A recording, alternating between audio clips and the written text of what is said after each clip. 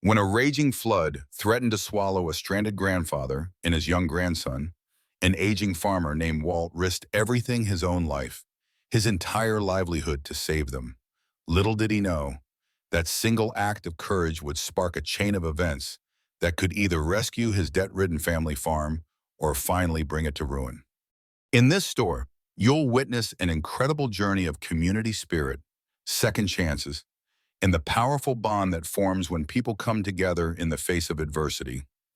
Before we dive into every triumph and setback Walt faces, we invite you to subscribe to our channel so you won't miss inspiring stories like this. Your support helps us continue sharing tales of hope, heroism, and heart.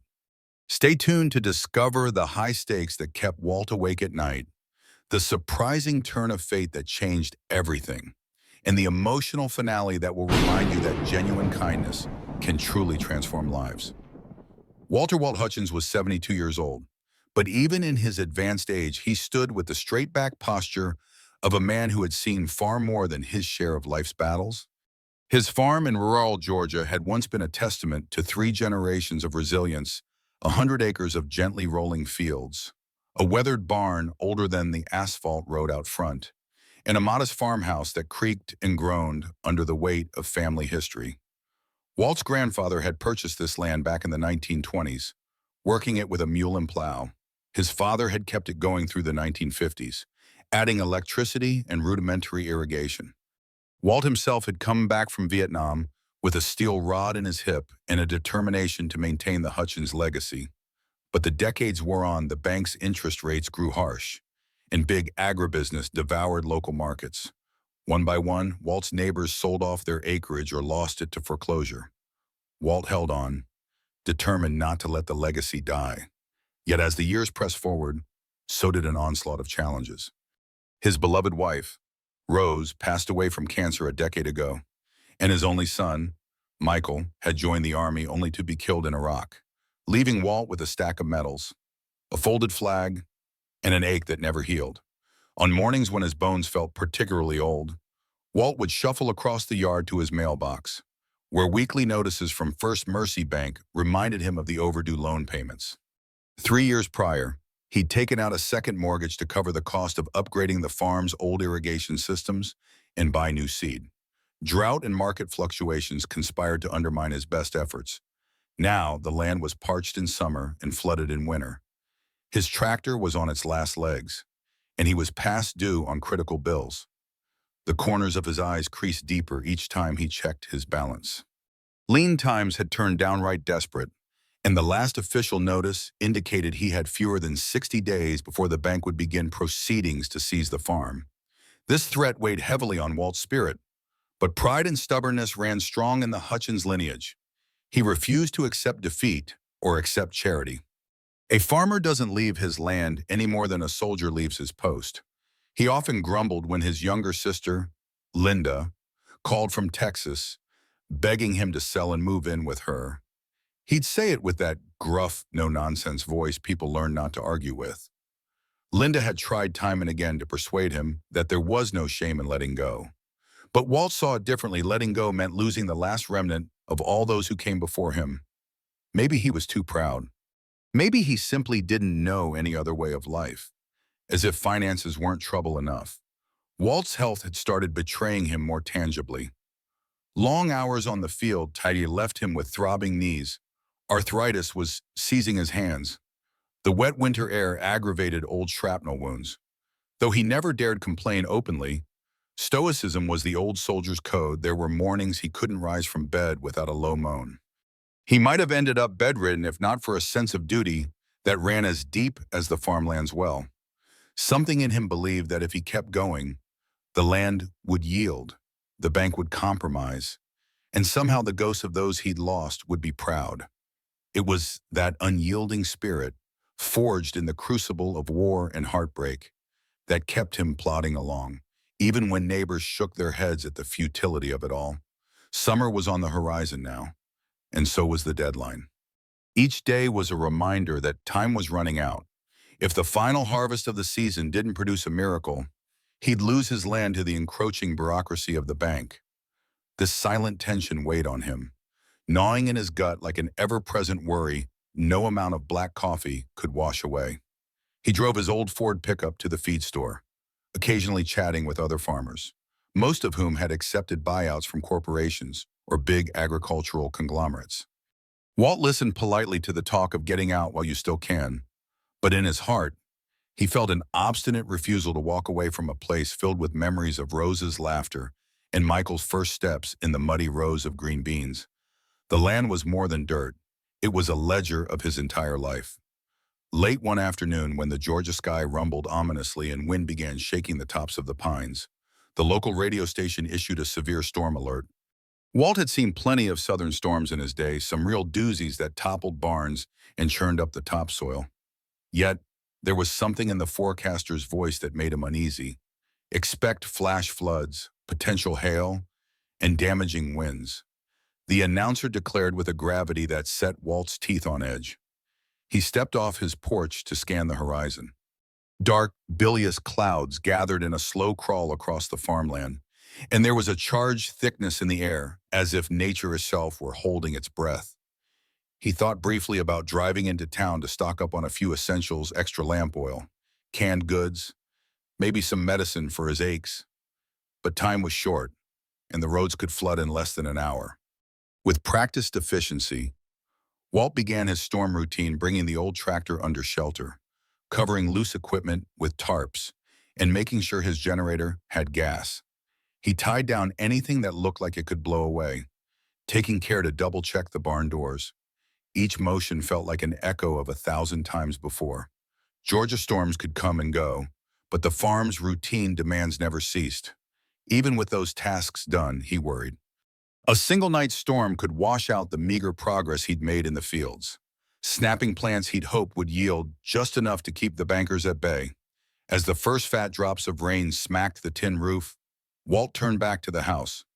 Lightning forked overhead, briefly illuminating the battered porch with a blue-white glare.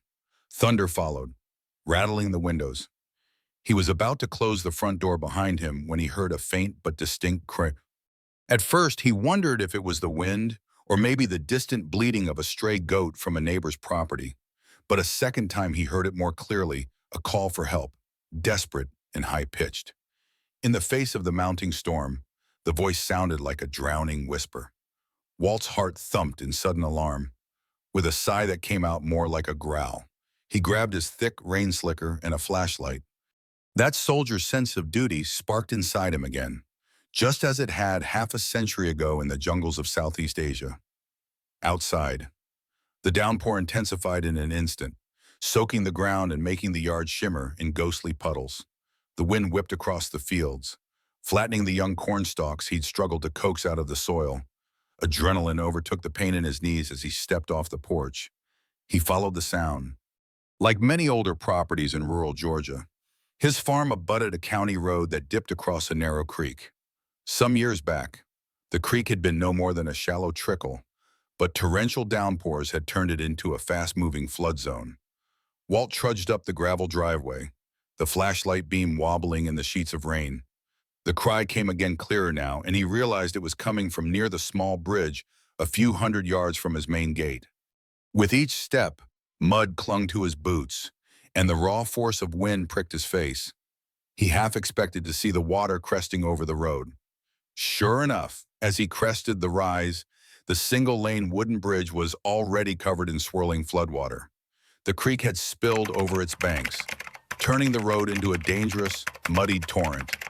Through the haze of rain and darkness, he spotted the silhouette of an SUV, partially submerged and skewed at a perilous angle against the wooden railing. Headlights flickered, water nearly reaching the windows. The driver's side door was open, and clinging to it with white-knuckled desperation was an older man, maybe in his late 60s, soaked to the bone. Next to him, a child stood on the seat of the SUV, hugging a headrest and screaming for help. Neither occupant could get out without risking being swept away by the raging current that pressed against the car. Without hesitation, Walt waded in, cursing under his breath at how fast and cold the flood was. Every step was a battle against the current. The water pulled at his legs, as if trying to knock him off balance and drag him downstream. He was keenly aware that at 72, One bad slip could be deadly. But fear gave way to focus. He saw the child's eyes, wide with terror, and the older man's panicked expression. No matter the capta, Walt couldn't leave them to drown. The older man yelled, "Help us! Please, my grandson can't swim!" His voice trembled over the roar of the water. Walt gritted his teeth and pressed forward, forcing himself chest deep into the swirling creek. He latched onto the SUV's open door to keep from being swept away. The front half of the vehicle was pinned against the railing, but the water was rising with alarming speed. If the car shifted, it could roll or be carried off entirely. "Hang on," Walt rasped, trying to speak above the thunder and rush of water. He reached in, draping one arm across the older man's back, another around the boy. The child clung to his grandfather, tears mixing with the rain. For a moment, Walt's mind flickered to an image of himself as a soldier in the monsoon rains of Vietnam, carrying wounded comrades through waist-deep mud and water. That was a lifetime ago. Yet here he was, back in the same grim dance with the elements. He guided them out of the vehicle, step by precarious step, maintaining a grip on the SUV door to steady himself. The older man winced in pain, likely an injured leg or hip, while the boy sobbed in fits. The child was maybe 8 or 9, wearing a drenched t-shirt and shorts, his arms trembling from the cold. Walt hissed instructions. "Move slowly. Lean on me. 1 foot at a time." The currents battered them, but Walt positioned his body upstream, taking the brunt of the force. Inch by inch, they lurched away from the SUV until they reached the edge of the bridge. Lightning cracked overhead, illuminating the swirling foam that threatened to swallow them. The bridge groaned ominously. Water pounded against its supports. "We gotta hurry," Walt shouted. Once they were a few feet from the vehicle, the older man lost his balance. A surge of water swept him backward, only for Walt to yank him forward by the collar of his coat. The boy screeched in terror, but Walt locked an arm around him, determined not to lose either soul to the flood. After what felt like an eternity, Walt finally felt the solidity of higher ground underfoot. The swirling water receded beneath his knees, and with a final burst of strength, he hauled both grandfather and grandson onto the wet grass, collapsing onto the bank. Walt gasped for air.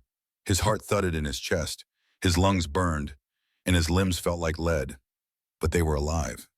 He glanced back just as the SUV, no longer weighed down by its passengers, shifted violently. The battered frame wrenched free of the bridge, spinning away on the muddy current before vanishing downstream. Had they been moments later, the pair would have been taken with it. For a while, they just lay there, the storm raging around them. The older man coughed water from his lungs. The boy was shaking so hard Walt thought the child might pass out. Finally, Walt found the breath to speak. "Let's get you to the house," he panted. "You'll catch pneumonia out at here." He was freezing too. The adrenaline that had carried him this far was fading, replaced by bone-deep exhaustion. But he had no choice. He had to guide them back to his farmhouse before the storm got worse. Propping the older man up, Walt discovered his left leg was badly bruised or possibly fractured. The boy clutched Walt's arm, tears running down his cheeks. Walt patted the child's shoulder in what he hoped was a comforting gesture. He learned their names. Leroy Park was the grandfather, and Toby Park was the grandson. They had been driving south from a veterans reunion in North Carolina, trying to take a scenic route back to Atlanta, when the storm surprised them on the back roads. Leroy confessed he'd misjudged the weather, and the bridge had flooded in seconds. Bent nearly double against the wind, Walt half-dragged Leroy while Toby tottered behind, occasionally losing his footing in the mud. The kid was so petrified that he could barely speak. Walt tried to reassure him. "You're safe now. Almost there." Each step was an ordeal through the downpour and rising puddles. Lightning flared in the sky, turning the fields into a patchwork of bright white and inky black. At last, the trio made it to Walt's porch. The old screen door banged in the gusts, and water sluiced off the tin roof in torrents. Walt kicked the door open, letting Leroy hobble inside. Once in the foyer, Walt guided them toward the living room, which was cluttered with old magazines, mismatched furniture, and a few souvenirs from his army days. He apologized for the mess he lived alone and rarely entertained visitors. Leroy managed a breathless smile, grateful just to be out of the storm. Toby blinked in the dim light, still shaking from cold. "We'll get you both dried off," Walt said, placing a blanket around Toby's shoulders. Then, with an unexpected gentleness, he kneeled down to examine Leroy's leg. The older man winced but assured Walt it was only a nasty bruise. Walt, who'd seen real battlefield injuries, believed Leroy might be downplaying the damage. He frowned, deciding to wrap it tightly with a bandage if he could find one. "I've got a first aid kit in the bathroom," Walt told him, "and maybe some aspirin, too." Walt hurried down the hall, rummaging through a rickety cabinet. The lights flickered as thunder boomed, and Walt braced himself for the possibility of a power outage. This area was notorious for losing electricity in severe weather. He grabbed gauze, antiseptic, some tape, and a washcloth. On his way back, he flipped on an old kerosene lamp, just in case. By the time he returned to the living room, Toby was leaning against his grandfather's side, eyes puffy from crying but calmer than before. Leroy's expression was etched with worry, mostly for his grandson. Kneeling on the worn carpet, Walt peeled back Leroy's soaked pant leg and gently checked for swelling or deformities. The muscle was already stiffening, and there was a purple bruise forming just above the knee. "No obvious break," Walt muttered, "but we should keep weight off it." He wrapped it with the bandage, using skill he'd acquired decades ago. "I was a field medic once," he explained curtly, not wanting to delve into Vietnam stories. He'd seen enough tears and spilled blood to last a lifetime. Outside, the wind howled with renewed fury. Rain battered the window so hard that Toby flinched at each slam. Walt pressed an extra blanket into the boy's arms. "Wrap yourself," he said. "Cold can be as dangerous as the water." Toby nodded gratefully. Leroy thanked him in a hushed tone, a mixture of relief and humility thick in his voice. Walt waved off the gratitude, feeling uneasy being praised for something he considered simply the right thing to do. The storm raged on for hours, an unrelenting force that demanded all of Walt's attention just to keep the house secure. Water leaked around the window frames and seeped under the back door. Using old towels and pans, Walt tried to stem the minor flooding. Every so often, Leroy or Toby would offer to help, but Walt insisted they stay put and rest. "You're in no shape to be running around," he said, and that was final. In a lull between thunderclaps, Toby spoke up, voice trembling with leftover anxiety. "Mister, do you think we can call my mom?" The boy looked up at Walt with big, pleading eyes. "She'll be worried." Leroy seconded the question. Mentioning his phone was lost to the flood. Walt realized he hadn't checked his own cell phone since the chaos began.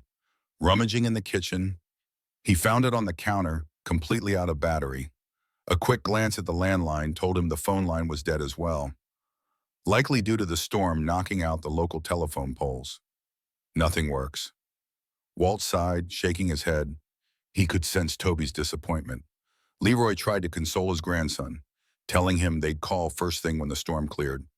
Still, Toby's eyes darted nervously, as though the house might wash away next. Walt remembered how he'd felt at that age, vulnerable, easily frightened, yet desperate to appear brave in front of elders. He patted Toby's shoulder. "We'll make that call soon. Son, storm can't last forever." Time crawled through the night. The power flickered off around midnight, plunging the house into an uneasy darkness, broken only by Walt's kerosene lamp. Rain continued to slam the walls. In the faint glow, Walt found 3 cans of soup in the pantry and proceeded to heat them on his wood-burning stove. The aroma of tomato soup filled the cramped kitchen, offering a small dose of comfort. Toby ate gratefully. Leroy forced down a portion, his face pinched with pain. Walt tried to recall the last time he'd shared a meal with anyone other than himself. Probably months. Since Rose's death, the house had felt silent and lonely, exactly how Walt believed it should be. Opening up to strangers was not his habit, and he was determined to keep emotional distance. Yet, he found a quiet satisfaction in seeing these 2 travelers warm and safe. Exhaustion settled over them all, but sleep was elusive. Walt set Leroy and Toby up on the living room couch, Leroy dozed in and out, occasionally waking to test his injured leg or check on Toby. The boy eventually fell into a fitful sleep, clutching a quilt that belonged to Walt's late wife. Walt retreated to his own bedroom, only to lie awake listening to the storm's wrath. Each crash of thunder resonated like an artillery shell. Memories flickered unbidden in his mind, nights in Vietnam, when the monsoon rains turned foxholes into rivers. He recalled hoisting wounded comrades on makeshift stretchers, bracing them against the swirling water. The past was never far from the surface. Tonight it felt especially close. At one point, Walt rose to shuffle back to the living room, checking on his guests. Toby was curled up like a kitten, finally resting soundly. Leroy's eyes were open, reflecting the dim glow of the stove's embers. When he saw Walt, Leroy extended a hand. "You saved our lives," he whispered, voice thick with emotion. "I owe you more than I can repay." Walt shook his head. "You don't owe me a thing," he answered gruffly. But Leroy wouldn't let it go. "Sometimes, a debt is bigger than money," he insisted. Walt had no reply to that. He placed a hand on Leroy's shoulder, gave it a light squeeze, and then turned away. Outside, the rain hammered on, refusing to let up. By dawn, the storm had begun to taper off, though sporadic gusts still rattled the windows. The sky was a sullen gray, and the yard had transformed into a swampy morass. Walt brewed a pot of coffee using the propane stove, then rummaged for spare clothes. They wouldn't fit Leroy or Toby perfectly, but they'd be warm and dry. He offered them a chance to wash up in the single bathroom, warning that the water pressure might be low and the hot water limited. Toby, who had endured the cold for hours, looked grateful for any hint of warmth. Leroy thanked Walt again, hobbling down the hallway, hand braced on the wall for balance. While they cleaned up, Walt stepped onto the porch to survey the damage. The old gravel driveway was pitted with ankle-deep puddles. Beyond the yard, he saw the fields his precious corn, collard greens, and a small patch of sweet potatoes completely waterlogged. The topsoil looked churned into thick mud, and in some places, the tiny plants were flattened. He felt a sharp pang in his gut, thinking of the bank. Storm damage meant extra cost, extra labor, and less yield. With the clock on his loan ticking down, he had no margin for losses. Yet, here he was, forced to reckon with nature's merciless unpredictability again. He tried to swallow his frustration, reminding himself that he'd at least saved 2 lives. That had to count for something, even if the bank's ledger didn't reflect intangible heroics. As he stood there, Leroy limped onto the porch, dressed in Walt's spare flannel shirt and jeans rolled up at the ankles. He leaned on the railing, eyes scanning the soggy fields. "I'm sorry," he murmured, understanding the pain on Walt's face. "I know what it's like to stake your hopes on a harvest." Walt glanced over, surprised. "You a farmer?" he asked. Leroy looked thoughtful, then shrugged. "Grew up on a ranch in Montana, long time ago. Moved away, did other things, but I never forgot the smell of fresh-turned earth." There was a pause. Leroy's gaze traveled over to the battered sign that read Hutchins Farm. He cleared his throat. "We never introduced ourselves properly. I'm Leroy Park. My grandson Toby is traveling with me. His parents couldn't get the time off, so we went to visit some friends in North Carolina. Took a detour and ended up in your creek." He attempted a smile, but it wavered. "Guess that's not the best vacation memory." Walt cracked a small grin. "Walter Hutchins. Folks call me Walt. Been living here since I got back from Nam. Sorry I didn't invite you under better circumstances." Leroy nodded. He seemed to search Walt's face, noting the lines of hardship, the scars. Something in Leroy's expression suggested he understood personal battles too, but neither man pushed the subject. They simply watched the morning drizzle glaze the fields in a melancholy sheen. Soon Toby joined them, wearing a t-shirt 2 sizes too big, his hair still damp from the quick wash. The child peeked out at the bleak landscape. "Are we stuck here?" he asked timidly. Walt rubbed the stubble on his chin. "For a while, maybe. The roads probably got washed out, and the phone lines are dead. We'll check your grandpa's leg." See if we can drive out once everything dries. Leroy grimaced. That SUV is gone, isn't it? Walt nodded. He didn't need to say it. The flood had swept it away like a toy boat. Toby looked down, tears threatening again. Leroy placed a hand on the boy's shoulder. We'll figure something out. Toby, he said quietly, this gentleman's done enough. Let's not worry him. Walt felt a flicker of compassion. We'll handle it, he said, though he had no idea how. Inside, Walt served them fresh coffee and some biscuits he had frozen from last week. Toby devoured his share quickly, the hunger of a child who'd been under intense stress. Leroy sipped slowly, wincing whenever he shifted his bruised leg. Walt insisted on taking another look. That knee's swelling up, he remarked. You need a doctor. Leroy offered a rueful chuckle. I've dealt with worse, he said. But Walt could tell the man was in considerable pain. Toby hovered anxiously, watching them. Their conversation was interrupted by the roar of a truck engine pulling up to the front yard. Walt stiffened. He hadn't expected visitors, especially not this early in such awful conditions. Peering out the living room window, he recognized the muddy pickup as belonging to James Jim Barrow, a fellow farmer from down the road.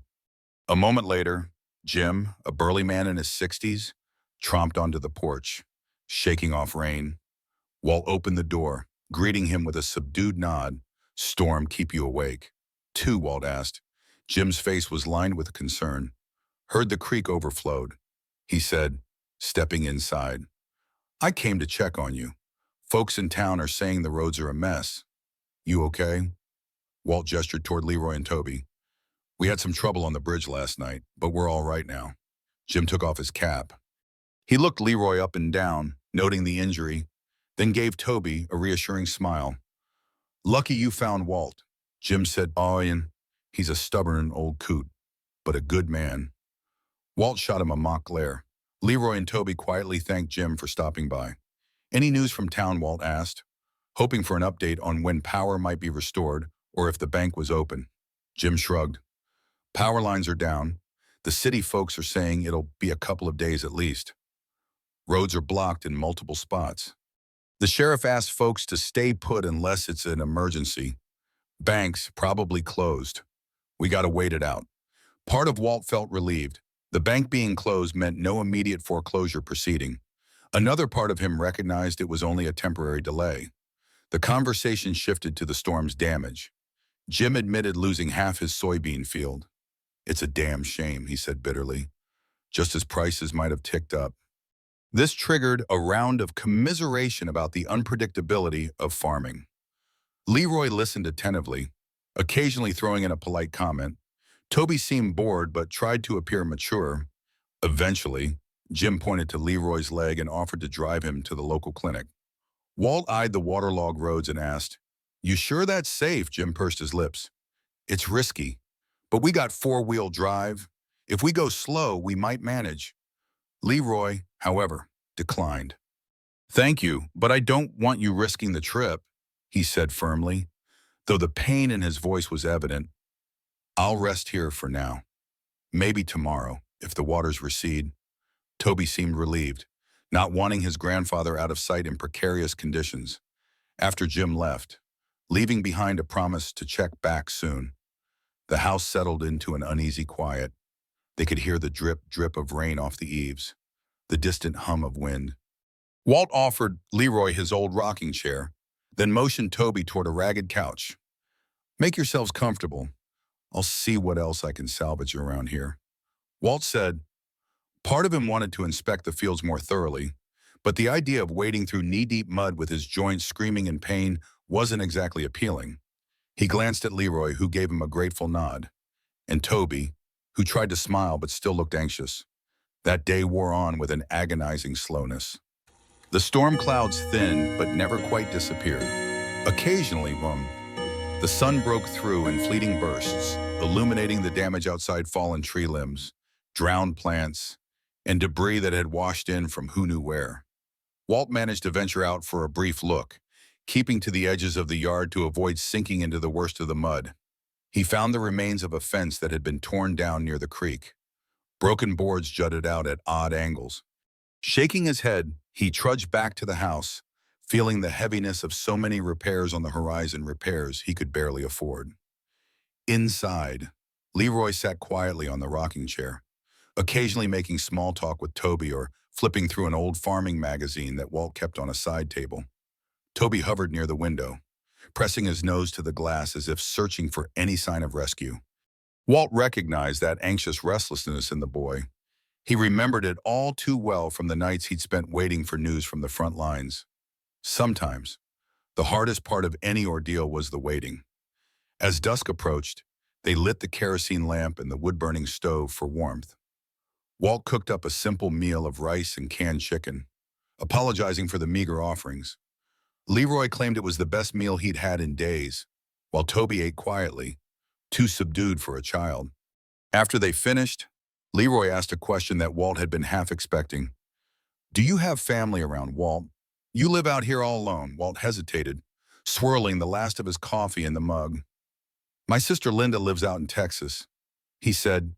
"She checks in, tries to get me to move. I don't. My wife passed 10 years ago. My boy, well, he died overseas." Leroy lowered his gaze. "I'm sorry for your loss," he said gently. Toby, wide-eyed, seemed to grasp the gravity of that statement. Walt just nodded, not wanting to delve too deeply into the fresh wave of grief that mentioning Michael brought on. Leroy spoke again, quieter. "I served 2 Marine Corps, different war, but I understand the weight." Walt glanced up, noticing the glimmer of empathy in Leroy's eyes. For the first time, a bridge of mutual respect formed between them. Before the conversation could go further, Toby cut in with a question. "Did you see real battles, Mr. Hutchins?" The boy's voice trembled with a mix of curiosity and fear. Walt forced a sad smile. "Yes, Toby. War is never pleasant, and it's never simple. But I'd rather talk about something else." Toby nodded, seeming to sense the subject was sensitive. The evening pressed on with more talk about everyday matters, farming, storms, the rising cost of groceries, even a mention of Toby's school in California. Leroy explained that Toby's parents were busy professionals, so Leroy often took his grandson on trips during summer breaks. "I wanted to show him this part of the country," Leroy murmured, "the real heart of America." "You know," Walt listened, nodding. "Well, you sure saw a slice of it." "All right," he said, gesturing at the battered windows. Eventually, the hush of night settled. Toby dozed off in an armchair. Walt stoked the stove a bit, adding a log. Leroy rubbed at his bruised knee and said, "I might doze off too, if you don't mind." Walt shook his head. "Not at all. You folks rest. I'll keep an eye on things." Truth be told, his own eyelids felt heavy, but worry about the fields, the bank, and the day's drama kept him awake. He quietly stepped into the kitchen and looked out the window at the gloom. The farmland was still there, battered but standing. Whether or not he'd get to keep it was another question entirely. Night passed fitfully, with Walt dozing in a chair and waking often to feed the stove or check that Leroy and Toby were comfortable.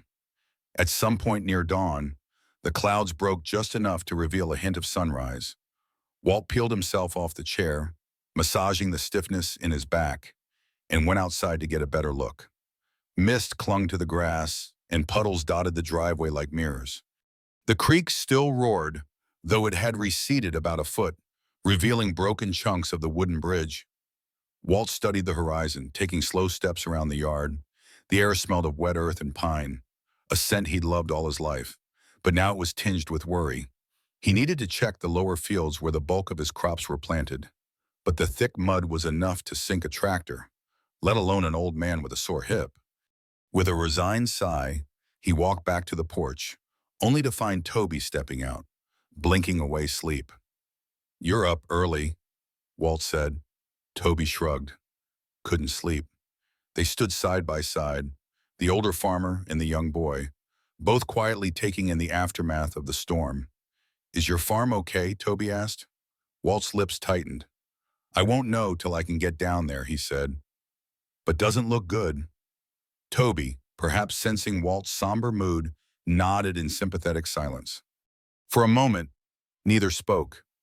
Then Toby broke the quiet with a hushed comment, "Thank you for saving us." Walt glanced at him, seeing genuine gratitude in the boy's eyes.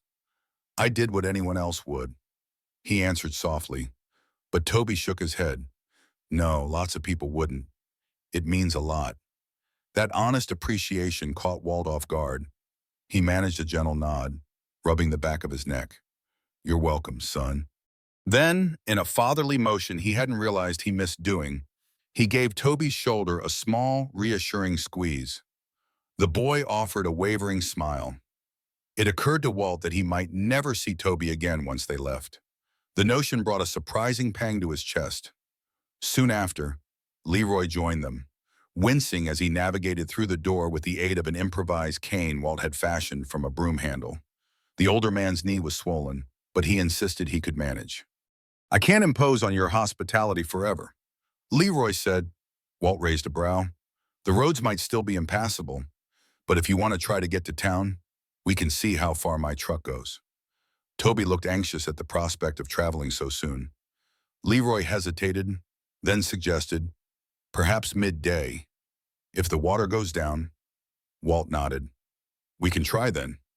Their conversation was interrupted by the putter of an approaching vehicle. Walt recognized Jim Barrow's pickup once more. The door swung open and Jim hopped out, greeting them with a brief wave. "Morning, road's still a mess," he announced as he reached the porch. "But I got some decent news. They're clearing a path near the main highway. You might be able to get to town soon." Walt, Leroy, and Toby exchanged glances. It was a sliver of hope for contacting Toby's mother and possibly getting Leroy's leg checked by a doctor. Walt felt a surge of relief, though it was tempered by dread at having to face the bank eventually. Over a quick breakfast, Jim shared what he knew: several farms in the region had severe damage, and the county was mobilizing volunteers to help.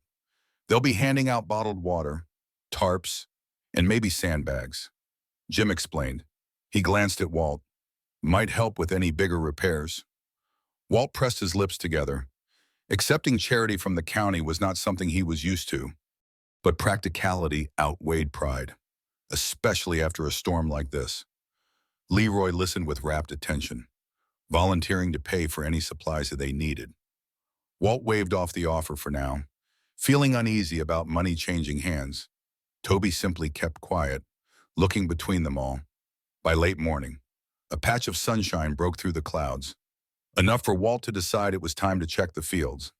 Although Leroy insisted on coming along, Walt adamantly refused. "You can barely walk," he said, "and Toby sure doesn't need to be wading around in mud." Leroy yielded, understanding the risk. Jim stayed behind too, content to chat with Leroy and keep Toby company. So Walt struck out alone, carrying a walking stick for balance. The trek across the soggy farmland was heartbreakingly slow. Each step sank his boots into inches of mud, and the watery ground threatened to slip him off balance at every turn. Walt's breath came heavier than it used to. Age had a way of reminding him he wasn't the same man who once jogged through thick jungles with a rifle. At one point, he had to stop and lean against a fence post, letting his pulse settle. The farmland, usually Walt's sanctuary, felt alien and wounded. At the lower fields, the sight made his stomach drop. Rows of young corn were flattened, drowned in standing water that refused to drain. The collar patch was half torn up, the leaves battered into the soil. Even the potato mounds looked like lumps of mud. Weeks of labor, seed money, and hope had been undone in a single night. Walt stooped to pick up a broken stalk of corn, its leaves limp and trailing. He tossed it aside. His mind drifted to the looming bank deadline. With no salvageable harvest, he had nothing to sell or show for future payments. It was as if the storm had sealed his fate. He pressed on, checking other sections of the property. The orchard where a few old peach trees stood had lost branches, and the orchard floor was littered with windfall fruit. The irrigation channels he dug to manage water flow were clogged with debris. His small greenhouse was intact but heavily damaged in one corner. He counted the possible repairs, adding them to the mental tally of expenses he already couldn't afford. A cold realization settled in. Even if he toiled from sunrise to sundown, even if Leroy offered some financial help, Even if the bank extended his deadline, it might not be enough. The farm, as generations of Hutchins had known it, could be finished. By the time Walt dragged himself back to the house, it was nearly noon. Sweat mingled with rain residue on his brow, and he felt lightheaded. Leroy and Jim were on the porch, talking in low voices. Toby was nowhere in sight, likely inside. Jim asked, "How bad?" Walt just shook his head. "Bad enough," he said quietly, leaning on the porch railing to catch his breath. Leroy watched him with empathy. "I'm sorry." Walt mustered a weary nod. "Not your fault. The storm was bigger than any of us." They sank into a heavy silence. "Finally, Suwasayi." Jim cleared his throat. "We could see about the volunteer effort in town. Maybe they can give you a hand with debris cleanup," he offered. Walt shrugged. Accepting outside help didn't come naturally to him, but reality was staring him in the face. Leroy, eyeing Walt's exhaustion, added gently, "If you let me call my contact, I can secure some funds." Walt raised a hand to stop him.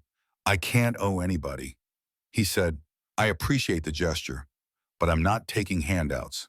Leroy's lips tightened, but he didn't argue. Walt recognized that Leroy's offer was sincere and kindly meant, but something inside Walt bristled at the idea of letting a near stranger shoulder the farm's burdens. Pride was a powerful thing, and so was fear of losing what little control he had left. With a resigned sigh, Walt declared, "Let's see about getting you folks into town so you can call your family. That's the most important thing right now." Leroy and Jim exchanged a look, both men sensing Walt's deeper turmoil but respecting his boundaries. By early afternoon, the sun held steady, and the water had receded enough for Walt to believe his old Ford pickup might navigate the dirt road into the nearest paved road. Leroy agreed to try, though he'd need help climbing into the truck.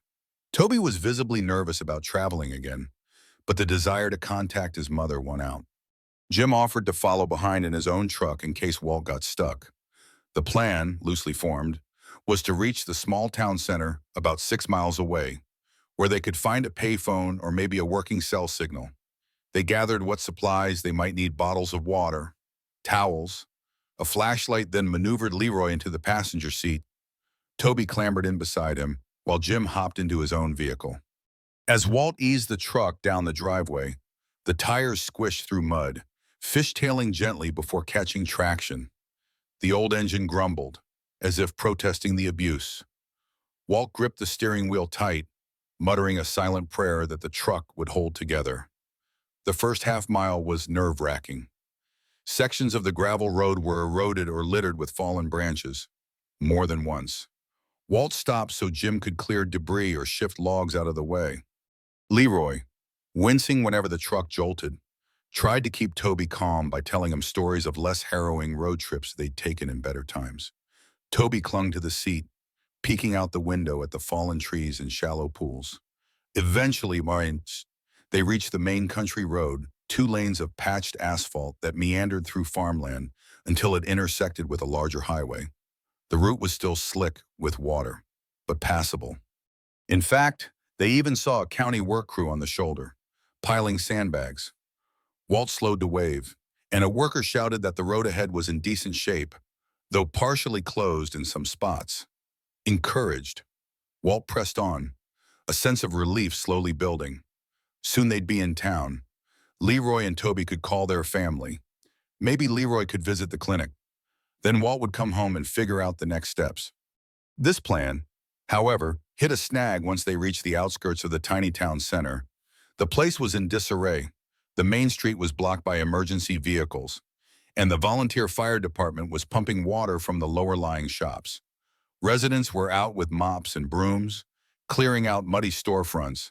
Police directed traffic around a detour, and it seemed half the shops were without electricity. Jim pulled up alongside Walt, rolling down his window. "Doesn't look like we'll get far this way," he remarked. Walt nodded, scanning for an open route. They finally parked near the post office, which was perched on slightly higher ground. Leroy gingerly swung his legs out of the truck, leaning on Toby for balance. Walt offered him an arm, which Leroy grudgingly accepted. "I'll check if the phones in the post office are working," Jim announced, Heading inside, Walt, Leroy, and Toby waited by the curb. The heat of the afternoon bore down, mixing with the sour stench of floodwater. Toby kept glancing around anxiously at the chaotic scene of cleanup.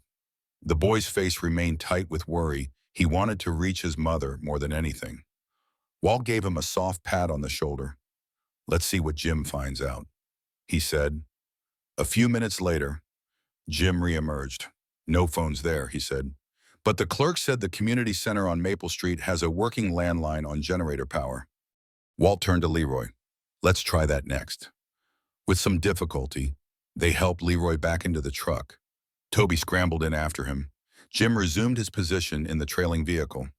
Within a few more blocks, they arrived at the squat cinder block building known as the Maple Street Community Hall, a multi-purpose venue used for everything from bingo nights to emergency shelters. The parking lot was full of battered cars and trucks, and people milled about carrying boxes of supplies.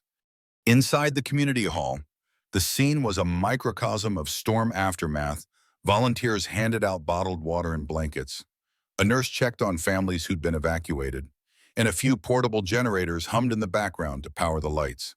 Walt led Leroy and Toby through the crowded space, weaving past families who looked exhausted but relieved to be somewhere safe. A volunteer noticed Leroy's limp and offered a wheelchair. Leroy glanced at Walt, who nodded. "Might be best," Walt said. Leroy agreed and carefully settled into it, sighing in relief as weight came off his injured knee. Toby stayed close, eyes darting around the busy hall. They were directed to a small office near the back of the building, where an older gentleman with reading glasses oversaw the only working landline phone in town. With a polite shuffle, Leroy rolled up to the desk. Walt lingered a few steps behind, letting Leroy handle his own matters. Toby fidgeted until Leroy motioned him closer. The volunteer in charge, named Mrs. Harrington, greeted them warmly. "Go ahead and dial out," she said, pointing to the vintage corded telephone. "We've got limited lines, so keep it brief if possible." Leroy picked up the receiver and turned to Toby. "Let's call your mother first," he said.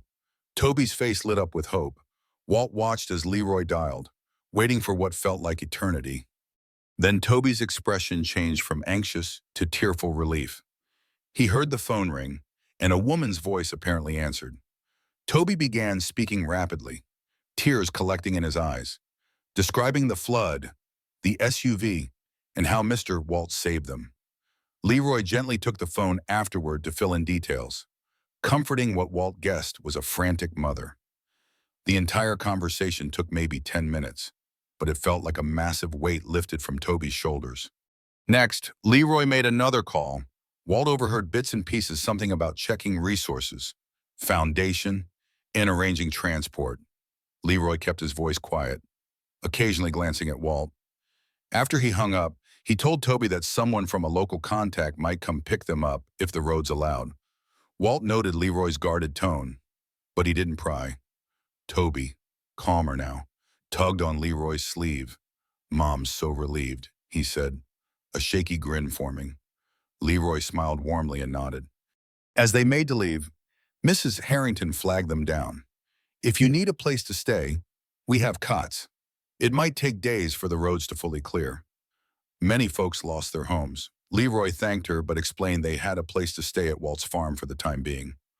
Walt suppressed a slight grimace, feeling odd at the thought of hosting them longer, but unwilling to toss them out into this chaos. The city might have more resources, but the community hall was also crowded and could be uncomfortable, especially for Leroy with his injury. While wheeling Leroy back to the truck, Toby chattered excitedly about how he couldn't wait to see his mother again. Walt found a bittersweet pang in that innocent excitement, remembering the times his own son had run up to him with the same bright-eyed wonder. He shoved the memory down, focusing on the present. Once they returned to the parking lot, they saw Jim leaning against his own truck, chatting with a local policeman about road closures. Walt beckoned him over to update him on the plan. "Seems Leroy's got folks coming. We should get back to the farm," Walt suggested. Jim agreed.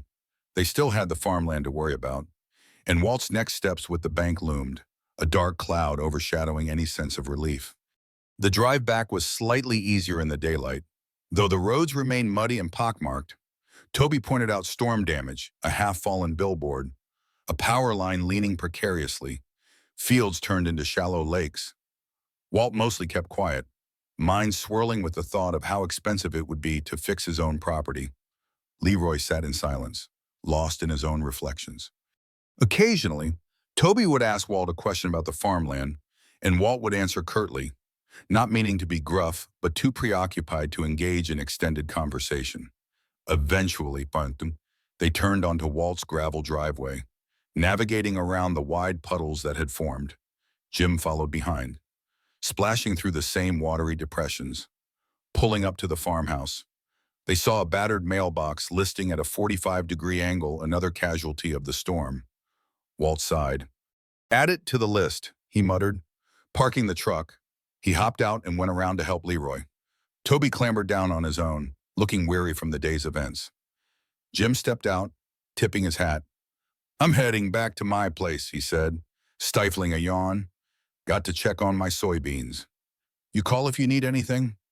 Walt gave him a measured nod. He knew Jim meant well, but phone lines were still out in this part of the county. Jim added, "I'll swing by tomorrow to see if you made contact with folks about repairs."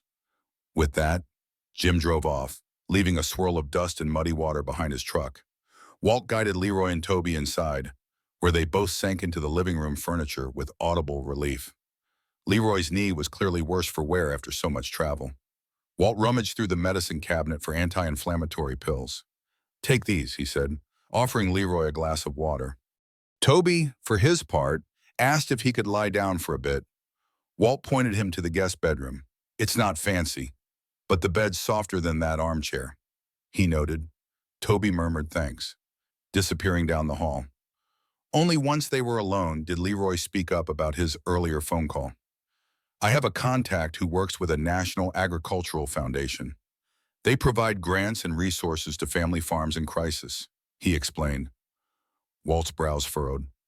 "That's so," Leroy nodded, swirling the water in his glass. "Yes, I used to be on the board. It's a philanthropic group that tries to preserve the heritage of smaller farms, especially those with the veteran connection. If you're willing, I'd like them to see if they can help you." Walt stiffened, the old reflex of rejecting charity rearing up.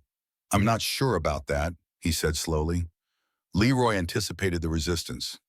"This isn't a handout," he clarified. "They look for ways to keep farms operational loans, technology, training, and sometimes partial grants.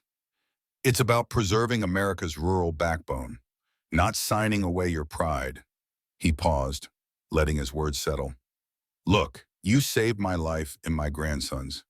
Let me see if I can at least introduce you to the right people." For a long moment, Walt didn't respond. Memories of the bank's threatening letters and the battered fields outside weighed on him. The thought of losing the land that had shaped his entire identity was worse than any battlefield injury.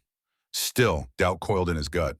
Accepting help from Leroy's foundation would mean letting strangers meddle in the farm's operation. He exhaled, scratching at the gray stubble on his chin. "I don't make decisions lightly," he finally said. "We'll see. Let me think." Leroy nodded, sensing it was the best answer he'd get for now. The rest of the evening had passed more peacefully than the previous day. The weather calmed, the sky a pale orange at sunset, and the air held the crisp smell of post-storm freshness. Toby eventually woke from his nap, looking slightly more rested. Walt heated a can of chili for supper, throwing in some diced tomatoes and spices for flavor. Leroy and Toby ate without complaint, occasionally complimenting Walt's cooking, which made the old farmer chuckle.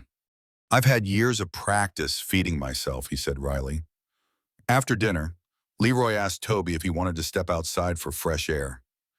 Toby nodded eagerly, so they made their way onto the porch while Walt tidied up the dishes. The porch steps were still slick, but manageable. Walt lingered in the kitchen a moment, staring at the soapy water running over his hands. Images of his ruined fields flickered through his mind. A sense of guilt gnawed at him, guilt that he felt even a spark of hope at Leroy's mention of help. Shouldn't a Hutchins farmer endure it on his own, just as his father and grandfather did? Or was that foolish pride leading him to ruin?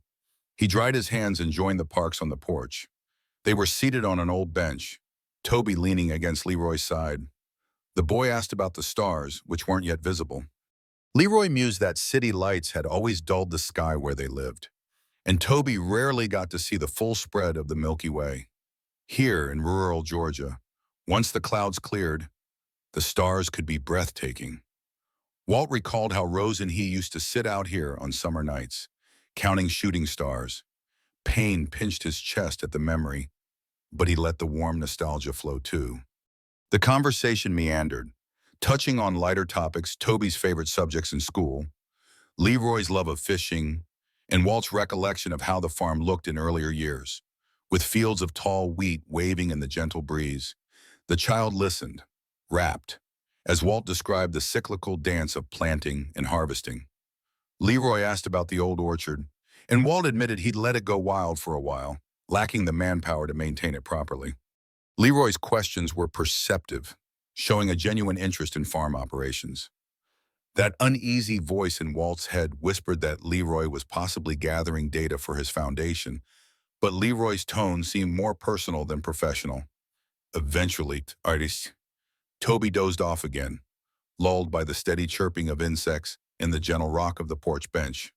Leroy carefully lifted the boy's head, repositioning him so he wouldn't cramp up. Walt said nothing, simply watching the affectionate gesture. It tugged at a part of him that remembered fatherhood, how every caring act felt both protective and tender.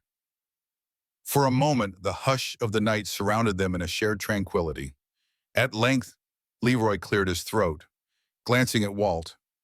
"I'm no stranger to pride," he said in a near whisper, as if sensing Walt's inner battle. "But I also know sometimes if we don't bend, we break." He glanced meaningfully at the darkened fields. Walt's jaw tightened. "Let's get through tonight," he said, deflecting the deeper conversation. Leroy nodded, respecting the unspoken boundary. "One step at a time," he agreed, lightly stroking Toby's hair. Morning arrived with a soft dawn light that painted the horizon in pastel hues. Walt, an early riser by habit, was up before Leroy and Toby, busying himself in the kitchen. He brewed a small pot of coffee, savoring the earthy aroma. His mind wasn't idle. It churned with thoughts of the debt, the destroyed fields, and Leroy's mention of that foundation. He'd been trying to recall if he had ever heard of it, some philanthropic group that supported struggling farmers, especially the veterans. Possibly he'd come across pamphlets at the VA office in the past, but never paid attention. A part of him felt uneasy about letting outsiders into the farm's business.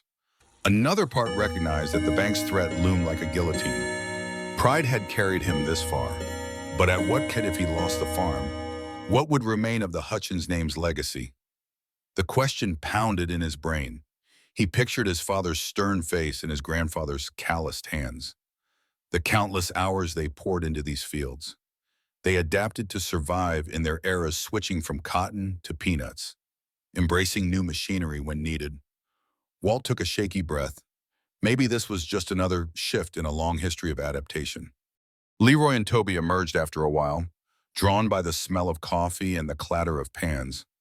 Toby looked more refreshed, though he still had the reserved demeanor of a kid who'd seen something traumatic. Walt offered them a modest breakfast, scrambled eggs from the few chickens he kept and toast made with bread stashed in the freezer. Toby devoured his portion, praising the fresh eggs. Leroy thanked Walt politely but then turned serious. "My contact said they can come out here tomorrow morning," Leroy explained. "They have a representative in this region who can do an assessment, see if you qualify for an emergency program." Walt didn't respond immediately, focusing on stacking the empty plates. Eventually, he set them down. "I still need to think," he stated firmly. Leroy gave a small nod.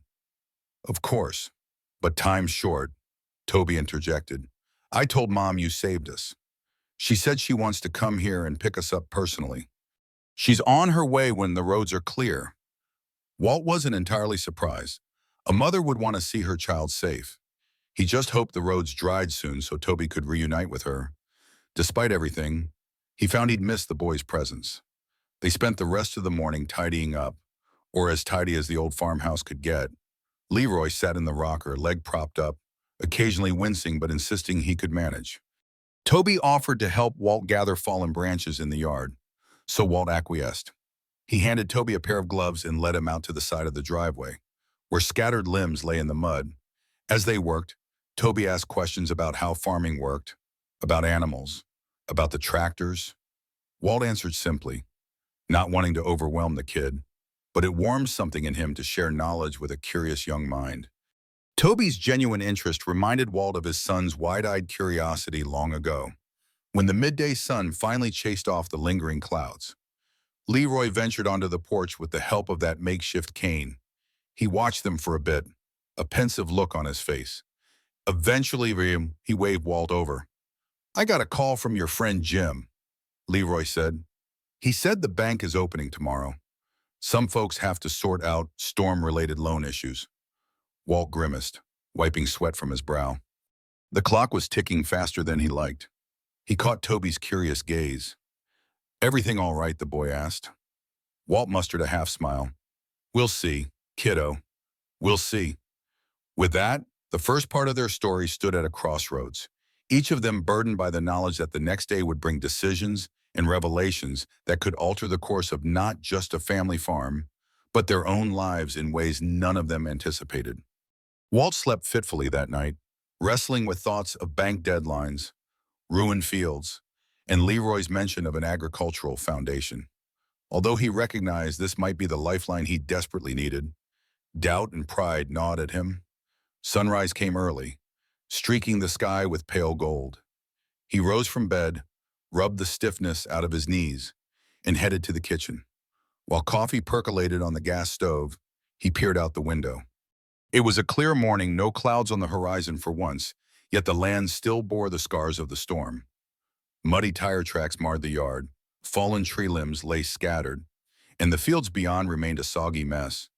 He wondered how his father or grandfather would have coped with modern banks breathing down their necks, or whether they, too, would have sought some philanthropic group's aid if it existed in their era. Pride was a trait the Hutchins men shared, but they'd also embraced change when necessary.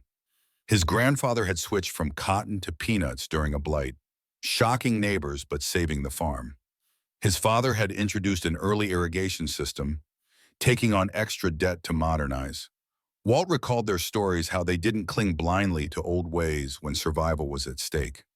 Maybe this foundation was just another adaptation, a new tool for a new time. Still, it felt different letting outsiders in. Toby wandered into the kitchen, rubbing sleep from his eyes. "Morning, Miss Bob," he mumbled. Walt offered him a gentle nod, pouring a mug of warm milk. "Morning. You sleep okay?" Toby shrugged. "Better than I have since we got stuck here." He looked outside with a mix of curiosity and sadness. "Is my mom coming today?" Walt set the milk in front of him. "Likely so, if the roads are open enough. Leroy said she was determined to drive out here." Toby sipped his milk, eyes distant. "She was so scared on the phone. I feel bad, but it wasn't our fault the storm came." Walt placed a hand on the boy's shoulder. "Sometimes nature doesn't give us a choice. We just do what we can." Toby nodded, and for a moment they shared a quiet understanding both had faced storms beyond their control. Moments later, Leroy appeared, leaning on the cane. "I'm getting there," he said, half smiling through the discomfort. Walt offered him coffee and inquired about the leg. "Still aches," Leroy admitted, "but at least it's not worse."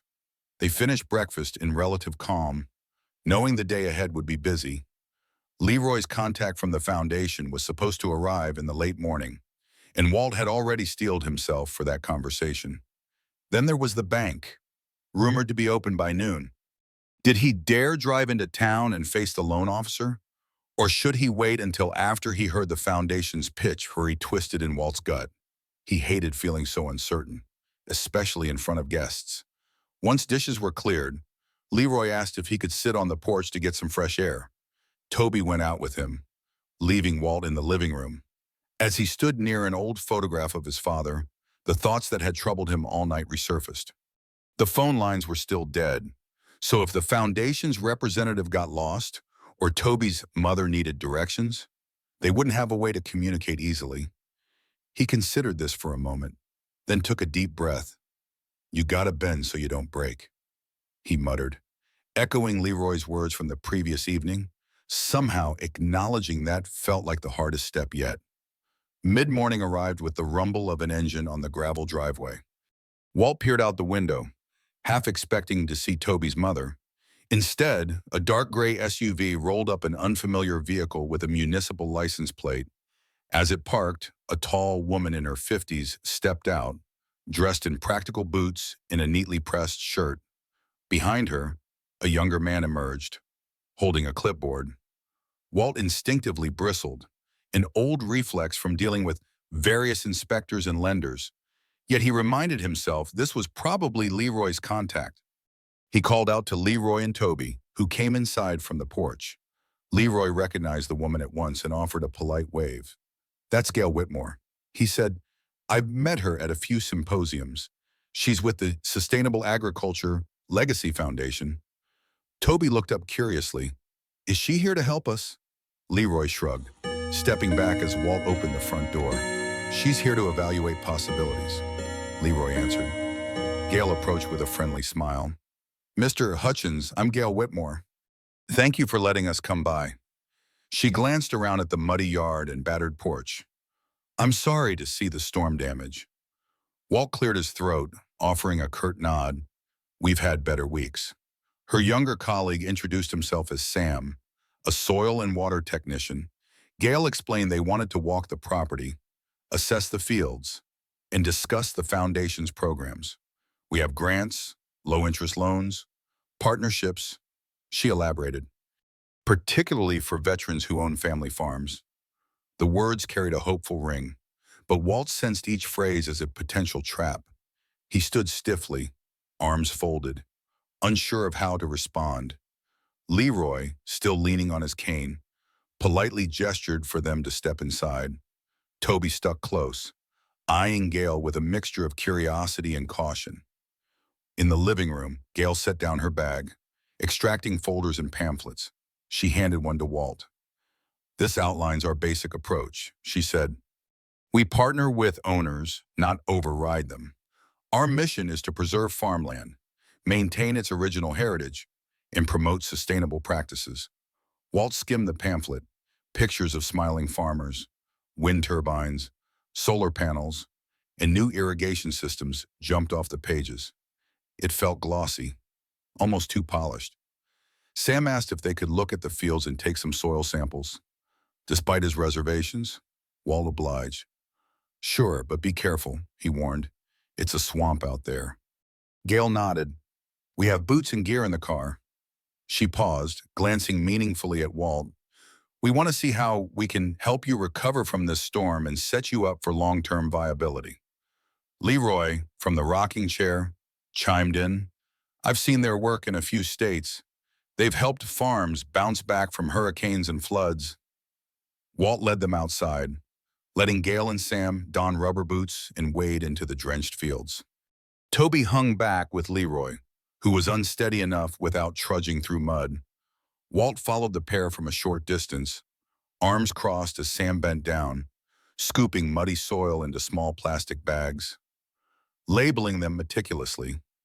Gail asked questions: how old the irrigation system was, whether he'd considered rotating crops, how severe the bank's timeline might be. Each inquiry was matter of fact, but Walt answered brusquely, uncertain whether to reveal everything. She seemed sincere, though. An expert at reading body language, Gail soon recognized Walt's hesitation and offered no judgment, only listening. After nearly an hour, the group returned to the porch, Sam placing sample bags into a small cooler. Gail removed her muddy boots and sat on the porch steps. "We'll have to analyze these.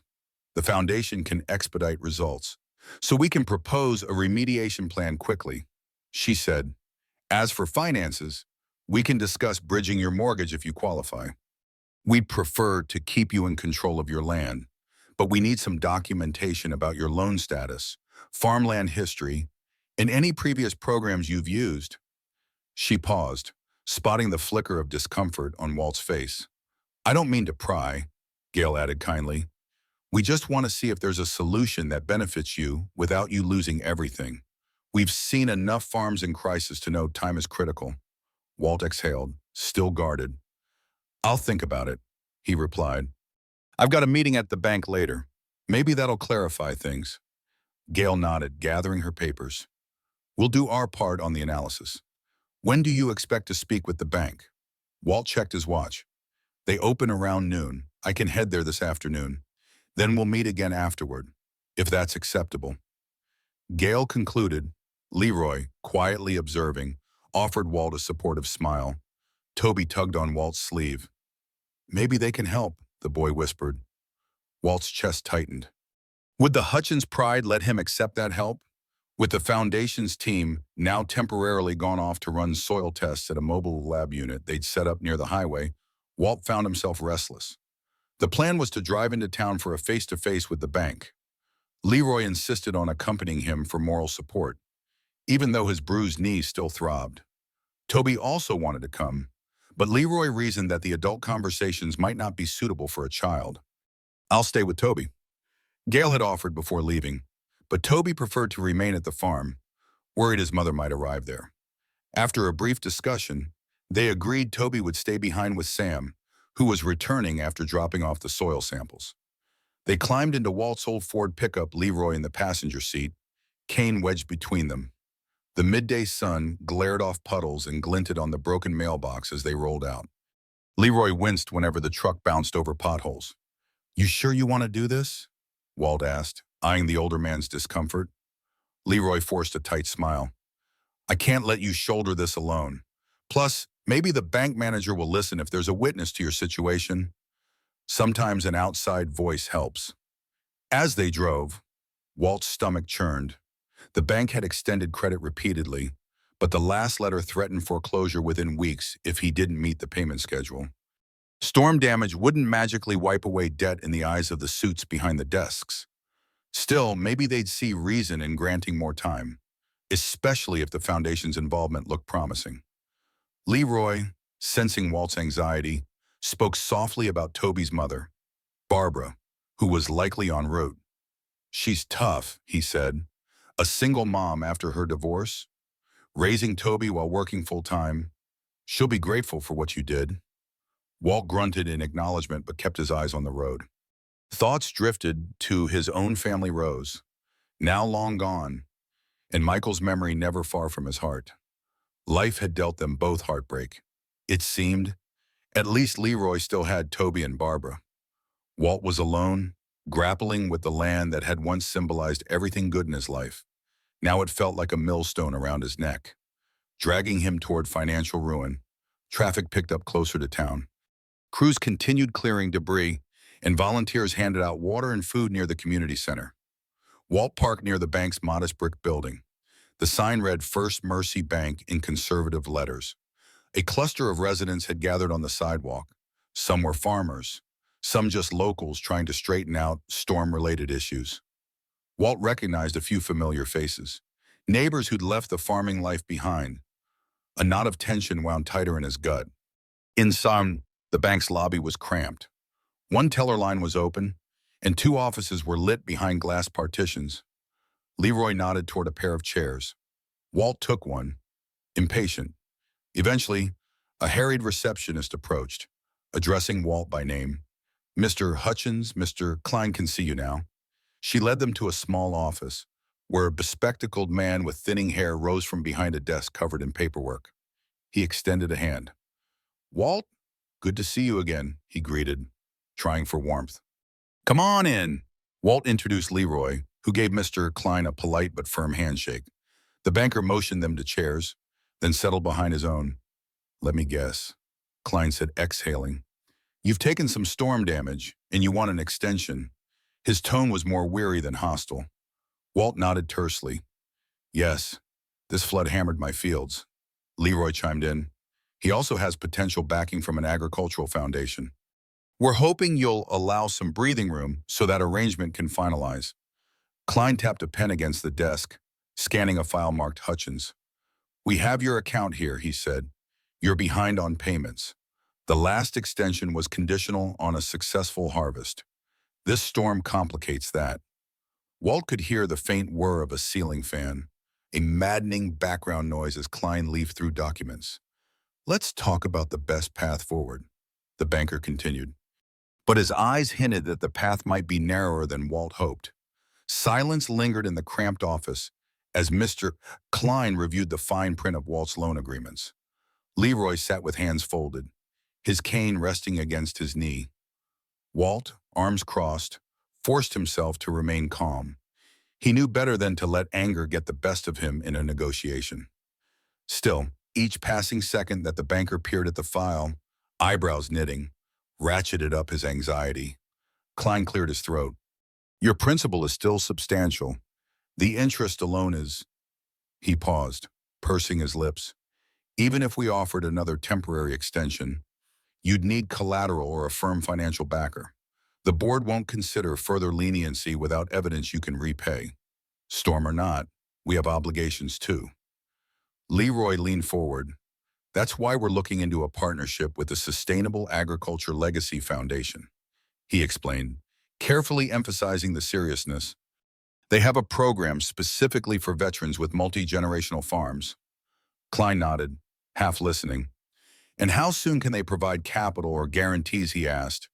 We might entertain a short grace period if there's a credible investor. The word investor made Walt's stomach twist. But Leroy pressed on. Their representative is analyzing the farm's soil and the cost of remediation. They'll give an estimate. If it's viable, they can help structure a rescue plan. Klein sighed. We need more than estimates, he said bluntly. We need something binding or at least a letter of commitment. He spun the file around, showing them the figures. Your next payment is due in 4 weeks. Without it, our foreclosure process begins. Walt inhaled sharply. 4 weeks, he'd barely had time to process the destruction of his crops, and they were giving him a month before pulling the farm out from under him. Klein rubbed his temples. I understand the hardship, Walt. This entire region got hammered by the flood, but your account has been in arrears for a while. Legally, we can't push it out much further, Leroy interjected calmly. Could we get an informal grace period another few weeks beyond that, while the foundation finalizes if the foundation invests? That injection of capital could satisfy your concerns. Klein glanced at Walt, then back at Leroy. We can't guarantee it. But if you show us a signed letter of intent from this foundation stating they will cover or guarantee the loan, we might hold off. I'm not promising anything beyond that. Walt clenched his jaw, feeling both cornered and uncomfortably aware that this was the only bit of leeway he might get. So we have 4 weeks to either pay or produce this letter, he clarified. Klein nodded. That's the long and short of it. Then he softened slightly, perhaps sensing Walt's desperation. Look, I'll do my best to advocate for you, but the board doesn't care about floods or personal heroics. They care about numbers. The mention of personal heroics implied Klein had heard about Walt's rescue of Leroy and Toby, a story that had circulated in the community. Still, that good deed didn't erase debt. Leroy's gaze fell on Walt. Sympathy etched on his face. Walt inhaled, exhaled, and stood. Understood. We'll see what we can do, he said, trying to keep his voice steady. Leroy pushed himself up with his cane. Klein rose as well, offering a parting handshake. I do wish you luck, he said. Walt managed a tight nod, then turned, leading Leroy out of the office. Outside, in the muggy air of Main Street, they exchanged grim looks. We've got 4 weeks, Leroy muttered, and that's if the foundation pulls through. Walt's gut churned. We'll talk to Gail. If they can't give me something tangible soon, I'm sunk. Leroy squeezed Walt's shoulder. Let's not give up hope yet. Walt nodded, though a storm of worry raged inside him. He couldn't help thinking that hope was as fragile as the battered fence posts on his property.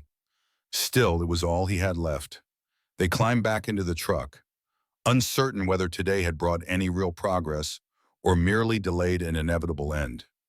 The ride back to the farm was subdued. Leroy sat quietly, replaying the banker's words in his mind. Walt drove with a clenched jaw, staring straight ahead. At intervals, Leroy asked if Walt was feeling all right. He looked pale, but Walt only grunted in acknowledgement. Parking by the farmhouse, they spotted Toby running out to greet them, relief brightening his young face.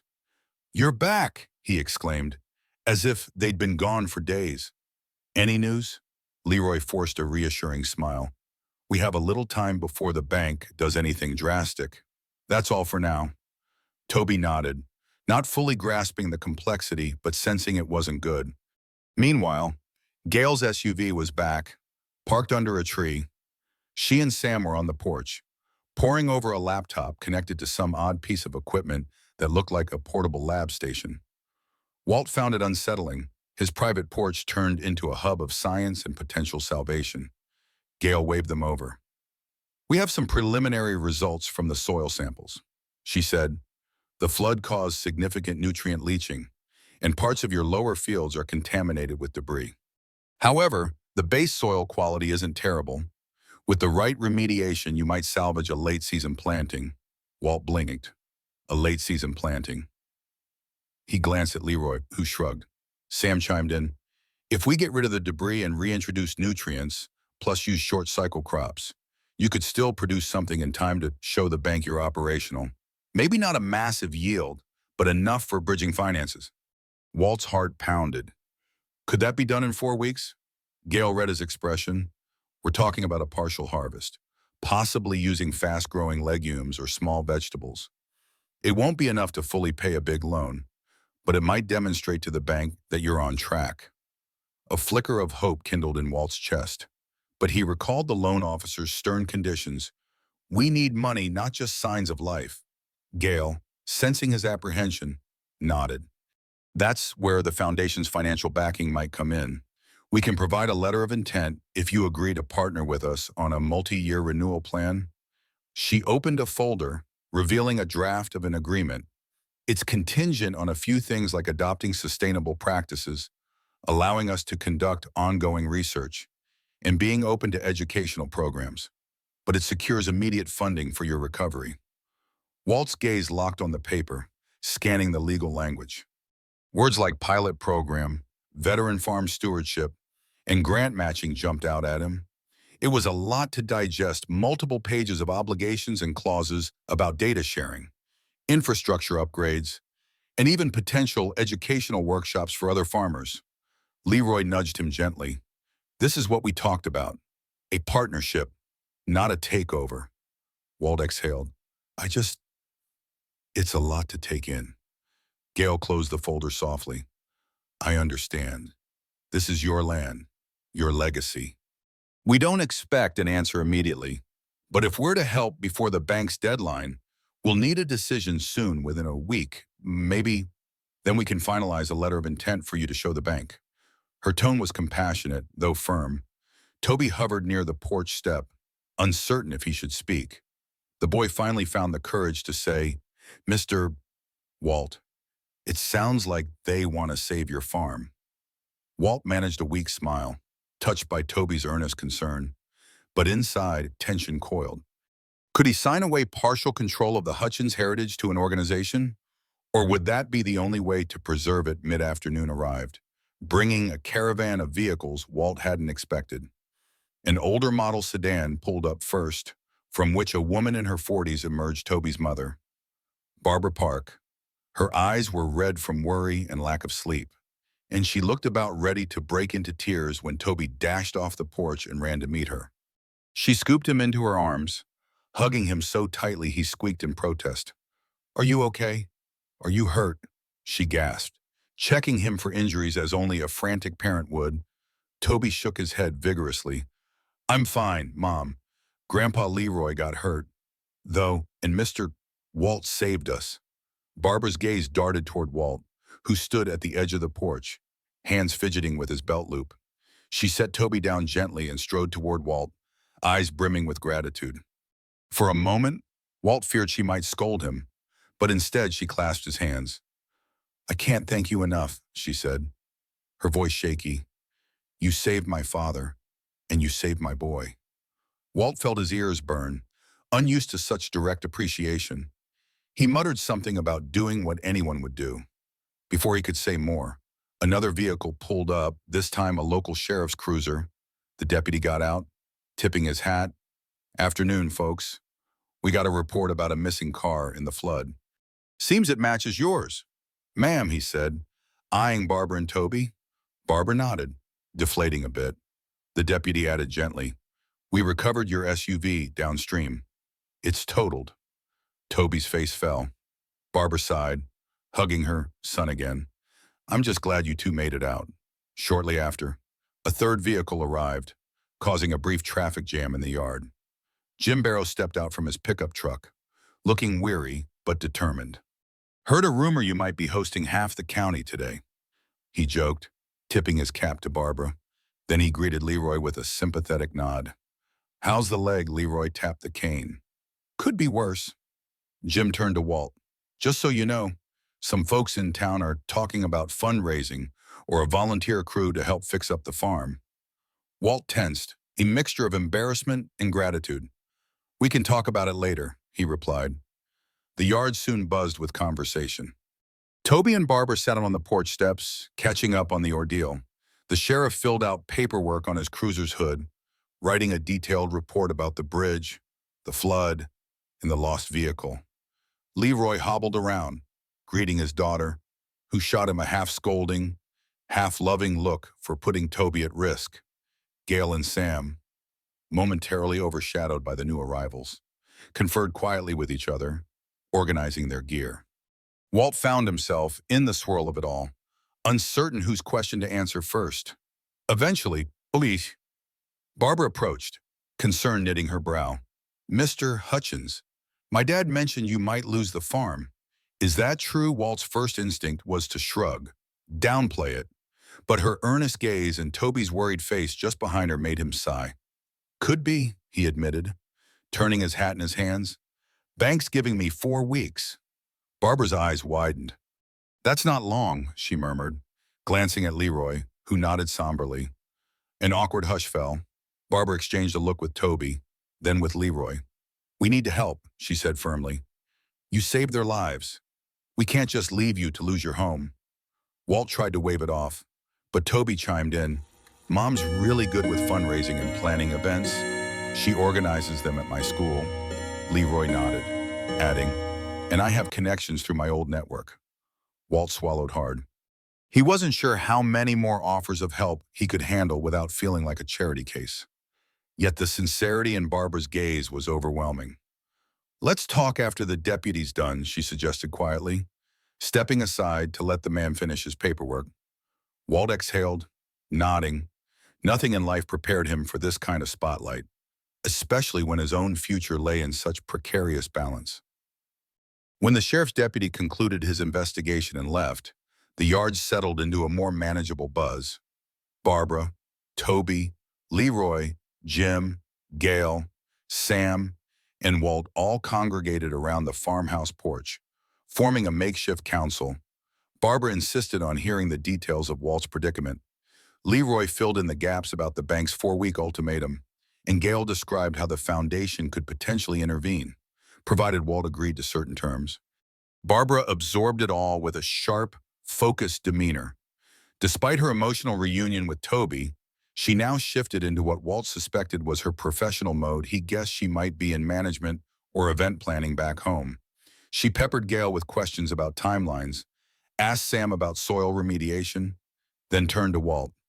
"Are you open to letting them help?" she asked directly. Walt hesitated, scanning the ring of expectant faces. Jim gave him an encouraging nod. Toby looked at him with big, hopeful eyes, as if it were a simple matter of saying yes. Finally, Walt cleared his throat. "I'm willing to consider it, but I don't want to sign away the farm. This place has been in my family for 3 generations. I can't let it become some corporate demo site for outsiders." Gail leaned forward, voice gentle yet firm. "We're not a corporation. We're a nonprofit dedicated to preserving farmland. In fact, we want your story, the story of a veteran's heritage farm, to remain intact. We'd bring in new technology, sure, but you'd stay in charge," Jim added. "Sounds like a decent compromise. If it means you keep your name on the deed, Why not Leroy shifted on his cane, nodding. And it's not just about the money. Walt, they can bring in volunteers, resources, training. You can keep operating as your own farm, but you'd have a safety net. Barbara spoke up. What if we supplement that with a fundraiser? Toby's school does it all the time, online crowdfunding. Maybe an event here in town. The local community might rally behind a man who saved a child from drowning. She hesitated, noticing Walt tense at the mention of a public spectacle. Only if you're comfortable with it, she added hastily. A swirl of conflicting emotions churned in Walt. He hated the idea of being paraded around like some tragic hero in need of rescue. Yet, time and again, he remembered the heartbreak of losing Rose and Michael, and how the farm was all he had left to honor them. The price of losing it to the bank would be too high. Let me think it through, he said quietly, repeating the phrase he'd used before. But now the entire group silently urged him to see reason. Gail suggested they convene inside so she could outline the proposed partnership. Leroy and Barbara helped Toby gather chairs around the dining table, while Jim took a phone call outside.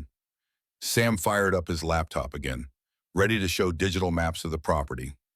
Walt found himself in the middle of a conference he never imagined hosting. He felt a flash of insecurity, wishing he'd straightened up the old place more. But circumstances demanded urgency, not hospitality.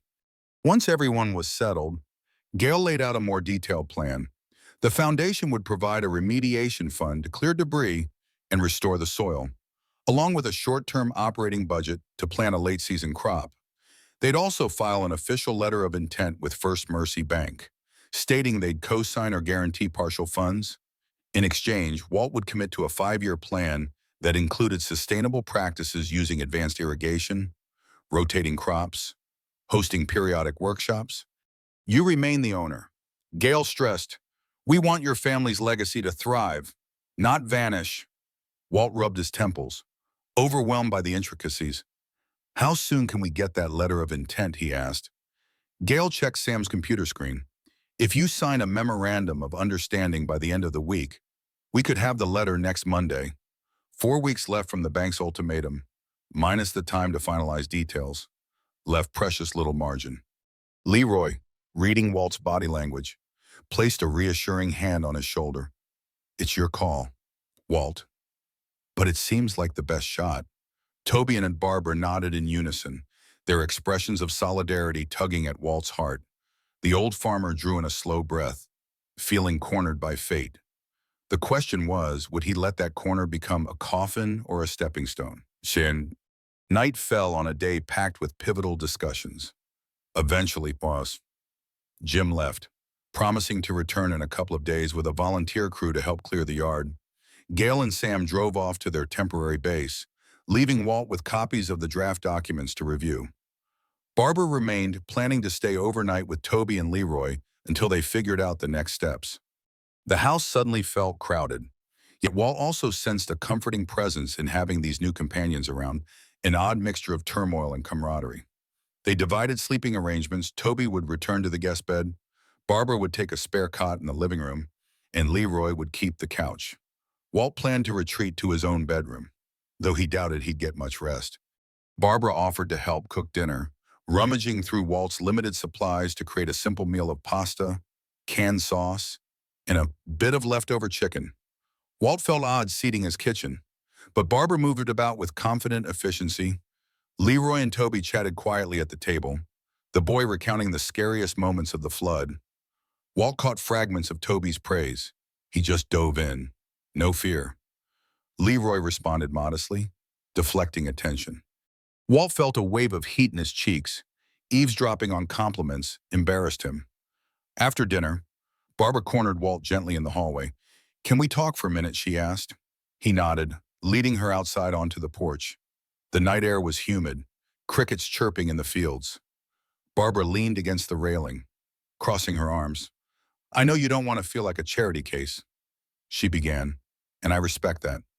But I also know what it's like to need help and feel too proud to ask. After my divorce, I struggled for a long time. My dad pitched in, neighbors pitched in. If they hadn't, Toby and I might have been on the street. Walt shifted, uncomfortable discussing personal struggles. Yet Barbara's earnest tone kept him from brushing her off. I see your point, he admitted. But a farm it's not just about me. It's about my father, my grandfather. There's sweats in this soil. Barbara glanced over the darkened landscape, which is why maybe you shouldn't lose it just to hold on to pride. Let people help you. Walt exhaled, shoulders slumping. Yeah, Leroy said something similar. Barbara pressed gently. What if we plan a small fundraising barbecue or something local? People around here will want to pitch in, especially hearing how you saved Toby and Leroy. You might raise enough to cover immediate costs. Then the foundation's backing can handle the rest. Walt's stomach knotted at the thought of being the center of a public event.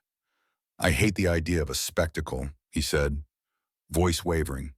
Barbara nodded in understanding. I won't push if it makes you uncomfortable. Just know the option is there.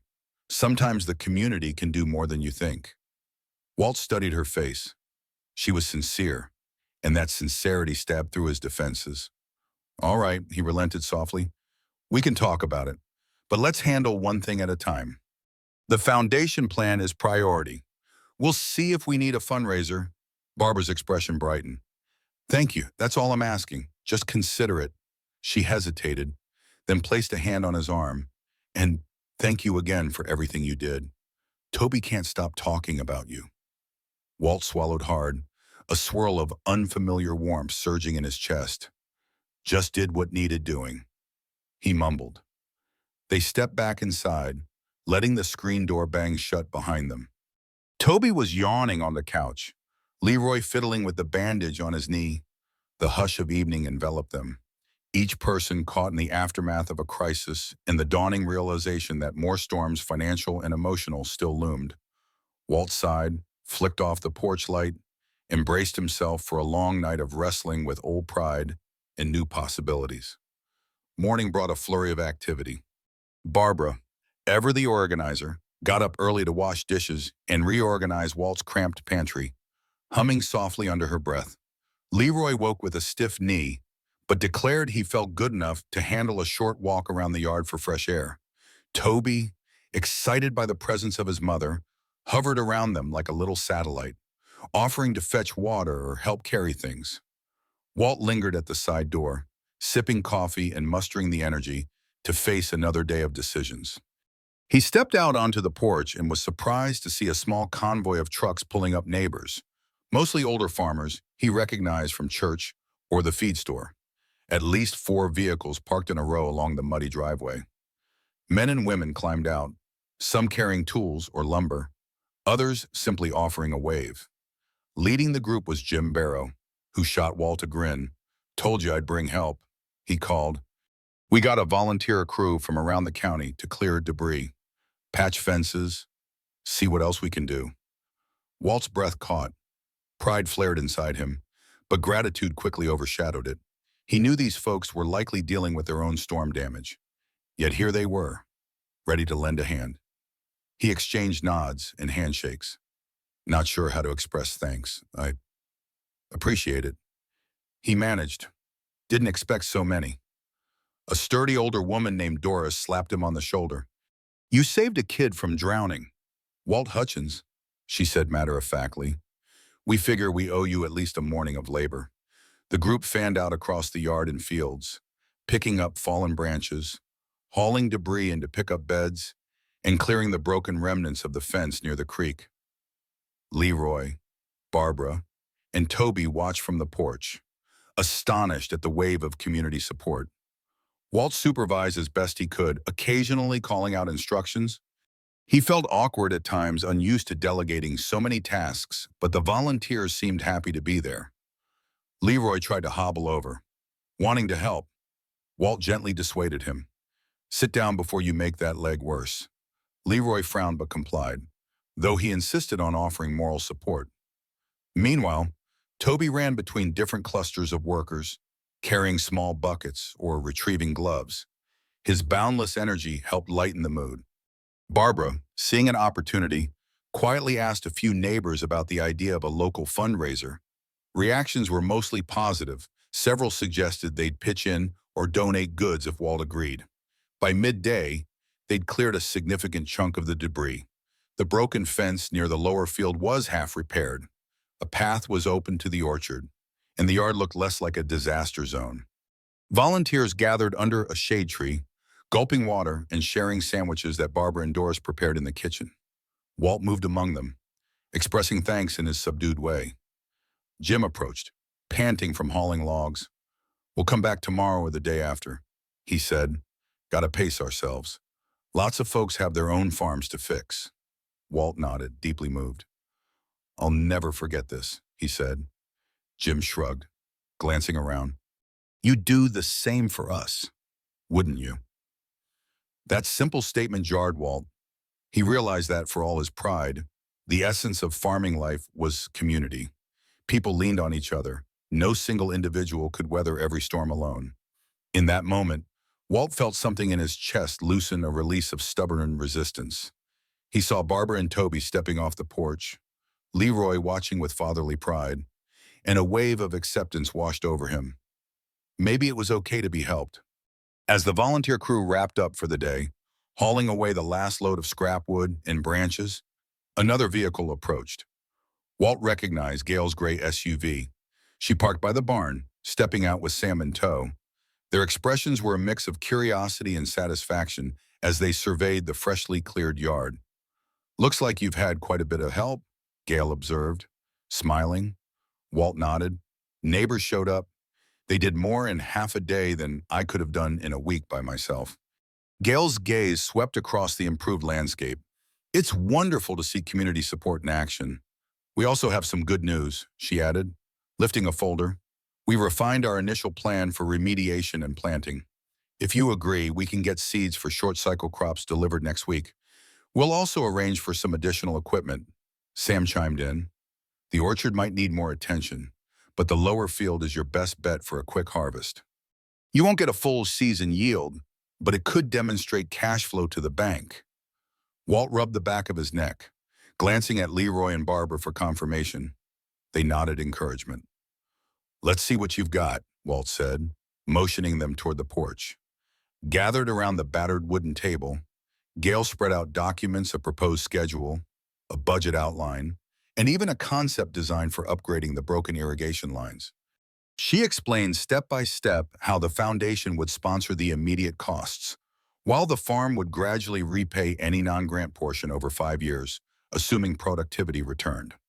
In addition, there were disclaimers about on-site demonstrations and occasional visits from agricultural students or other small farmers looking to learn.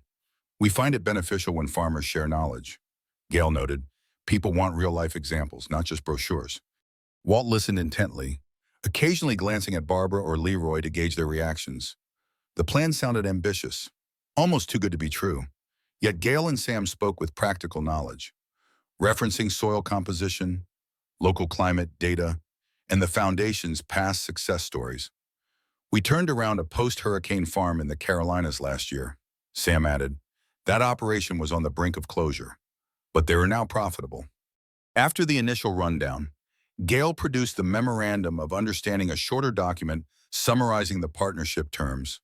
"If you sign this, we'll issue a letter of intent to the bank," she said, placing a pen nearby. Walt stared at it, heart thumping. In 4 weeks, he faced the bank's final countdown. This document might be his best shot at staving off foreclosure, but signing also meant opening the farm's gates to oversight and external agendas. The legacy he treasured would now be shared, in a sense, with strangers. Barbara piped up, her voice gentle. "I know it's a big step, but you have a chance to keep the Hutchins name alive on this land." Leroy nodded. Toby, sensing the gravity, placed a small hand on Walt's arm.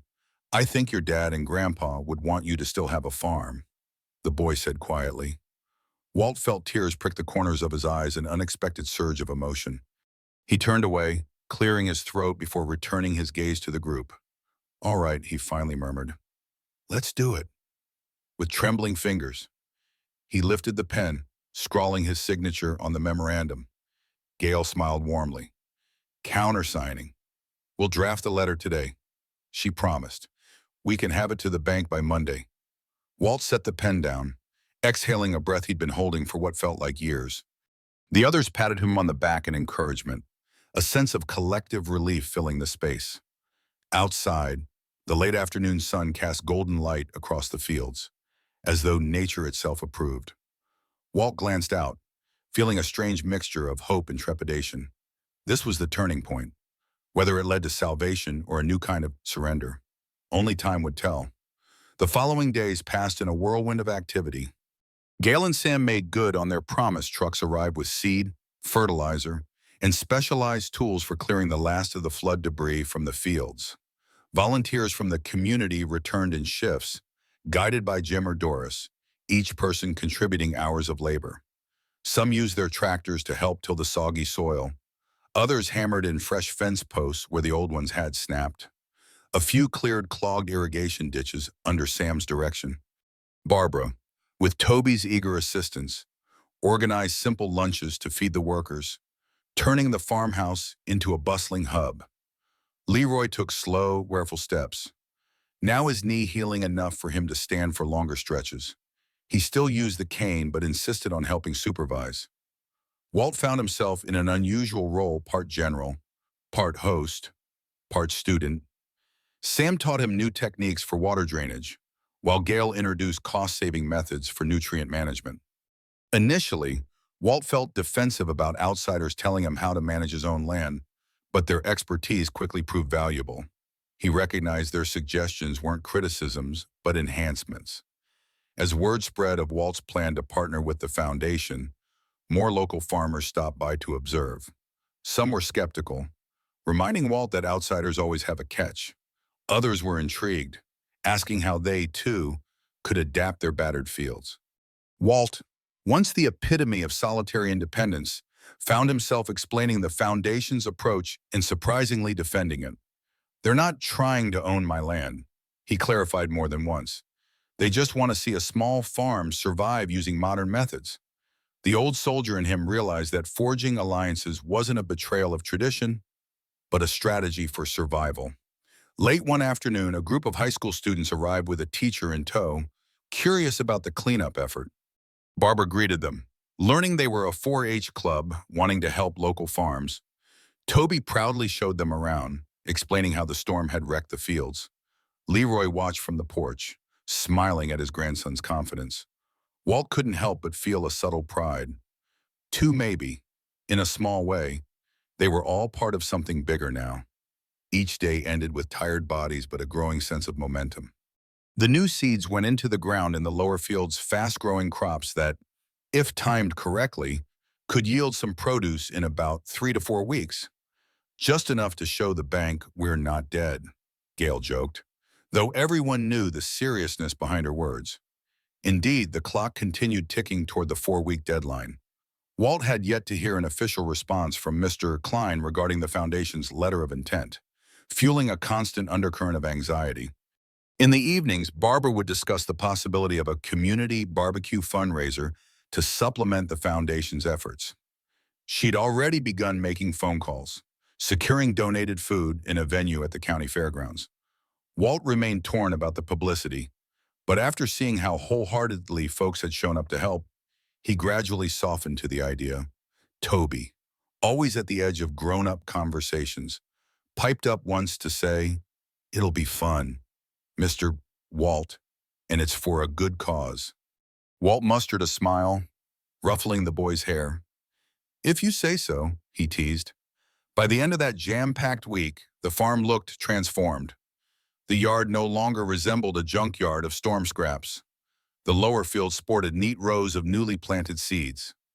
A sense of cautious optimism pervaded the old farmhouse. Still, the biggest hurdles remained the bank's final decision, the actual germination of the crops, and Walt's readiness to accept the new reality of sharing his family's land with well-meaning partners. Change was inevitable, but perhaps, for the first time in years, Walt felt he wasn't facing it alone. Exactly 1 week after signing the memorandum with Gail, Walt awoke before dawn, heart pounding. Today was crucial, Mr. Klein had scheduled an appointment to officially review the foundation's letter of intent. If the bank accepted it as sufficient evidence of financial backing, the looming foreclosure might be paused. If not, Walt faced losing the farm in a matter of weeks. He dressed in his cleanest work jeans and a pressed flannel shirt. Rose's old iron still worked fine after all these years. In the kitchen, Barbara handed him a to-go mug of coffee, giving his arm a reassuring squeeze. "Whatever happens, you're not facing it alone," she said. Toby, hair still tousled, stumbled in to wish him luck. Leroy sat at the table, leg propped up, offering a silent nod of solidarity. Walt felt an ache in his throat, touched by the support. "I'll do my best," he mumbled. Grabbing his keys, he drove into town alone, wanting to maintain some sense of independence. The morning sun cast long shadows across fields that were still in partial recovery. At least the main road was clear now, with hardly any trace of the flood except for water lines on fences and the occasional stranded debris. Reaching First Mercy Bank, Walt spotted Gail's SUV in the parking lot. She'd arrived ahead of him, presumably to meet with Klein and finalize details. Stepping inside, he found the reception area less crowded than before. The storms had passed, and most emergency claims had been sorted. The receptionist recognized him and motioned for him to wait a moment. Not long after, Gail emerged from a nearby office, her expression calm but unreadable. "Mr. Klein will see you now," she said. Walt nodded, nerves flaring as he followed her. Mr. Klein stood when they entered, extending his hand. "Good morning, Walt. Miss Whitmore here was just summarizing the foundation's position." Walt forced a polite nod, noticing the thick folder on the banker's desk. "Shall we sit?" Klein gestured. Taking a seat himself, Gail and Walt settled in chairs opposite. For the next 15 minutes, Klein reviewed the letter of intent in detail. His expression ranged from neutral to mildly positive, occasionally asking Gail questions about the foundation's funding sources. She answered methodically, referencing official documents and financial statements. Walt understood only bits of the jargon, words like guarantee, escrow, and collateral offset, yet it felt more hopeful than his last meeting. There was no immediate rejection. At least. Finally, Klein leaned back, folding his hands. "Based on this letter and Miss Whitmore's assurances, it appears your farm could receive enough support to meet future loan obligations. The question is whether the board will approve a modified repayment schedule." Walt's pulse hammered. "And what do you think?" he asked, voice tense. Klein sighed. "I can't speak for the entire board, but I believe we have grounds to postpone foreclosure, provided you show tangible progress." The letter indicates an immediate infusion of resources. "Correct," Gail nodded. "We've already begun soil remediation. Next is a partial harvest in about 3 weeks." Klein glanced at Walt. "I assume you'll use the proceeds from that harvest toward a down payment on your arrears?" Walt's mind raced. The partial harvest might not be huge, but if combined with the foundation's funds, maybe it'd be enough to start paying down the loan. "Yes," he said, clearing his throat. "That's the plan." Klein gave a slow nod. "I'll recommend to the board that we suspend foreclosure actions until we see the results of this partial harvest. If you can demonstrate viability, and if the foundation's agreement remains in good standing, then we can restructure your debt." Relief crashed over Walt like a wave, though he kept his expression guarded. "That means I get to keep the farm for now?" he asked. Klein smiled faintly. "It means we'll hold off on repossession. But don't squander this chance." "Walt, the bank expects progress." Walt exchanged a look with Gail, who nodded, eyes shining with optimism. "We won't let you down," she said.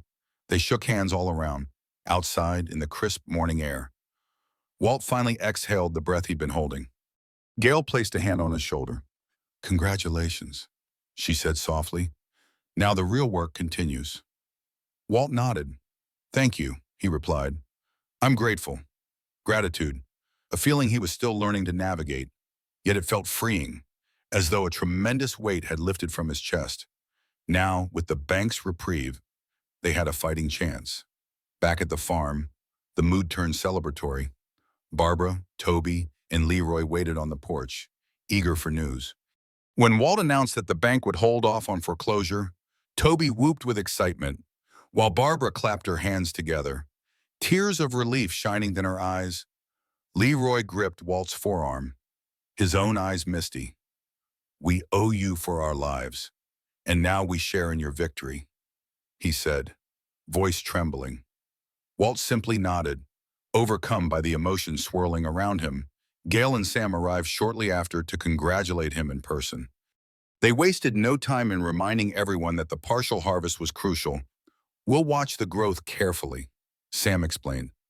"If we see any issues with the seedlings, we might have to adapt quickly." Walt nodded, ready to do whatever it took. "Just tell me what needs doing," he said. Barbara seized the moment to unveil her fundraiser plan. She'd quietly mobilize folks in town to host a small barbecue and raffle at the county fairgrounds next weekend. "All proceeds go to a farm emergency fund for you," she told Walt, "though we might also help other farms in dire need." Walt hesitated, still uncomfortable with the spotlight, but Toby's enthusiasm melted his resistance. "It'll be fun, Mr. Walt. We'll have games, music, and lots of food." Leroy, too, chimed in, suggesting that any leftover funds could be donated to the broader community. Walt finally relented with a sigh and a grin. "All right," he said, "let's do it. I'll try to handle the attention." The days leading up to the fundraiser brimmed with more than just fieldwork. Barbara and Doris arranged for barbecue pits, music from a local band, and prize donations for a raffle. Toby proudly drew up flyers, handing them out at the feed store and post office. Leroy made phone calls to some of his old contacts, inviting them to see the transformation on Walt's farm. Gail offered to set up an informational booth about sustainable agriculture, hoping to attract more interest in the foundation's mission. Sam continued monitoring soil conditions, ensuring the newly planted rows were getting just the right amount of water, no more, no less. Walt, for his part, toiled dawn to dusk in the fields, fertilizing, weeding, and carefully tending the fragile sprouts. He noticed daily changes, tiny leaves unfurling, a deepening of green color as nutrients took hold. "It's like watching kids grow," he joked to Leroy, who would limp out to the field occasionally, leaning on his cane. Every new leaf felt like a small victory against the specter of foreclosure.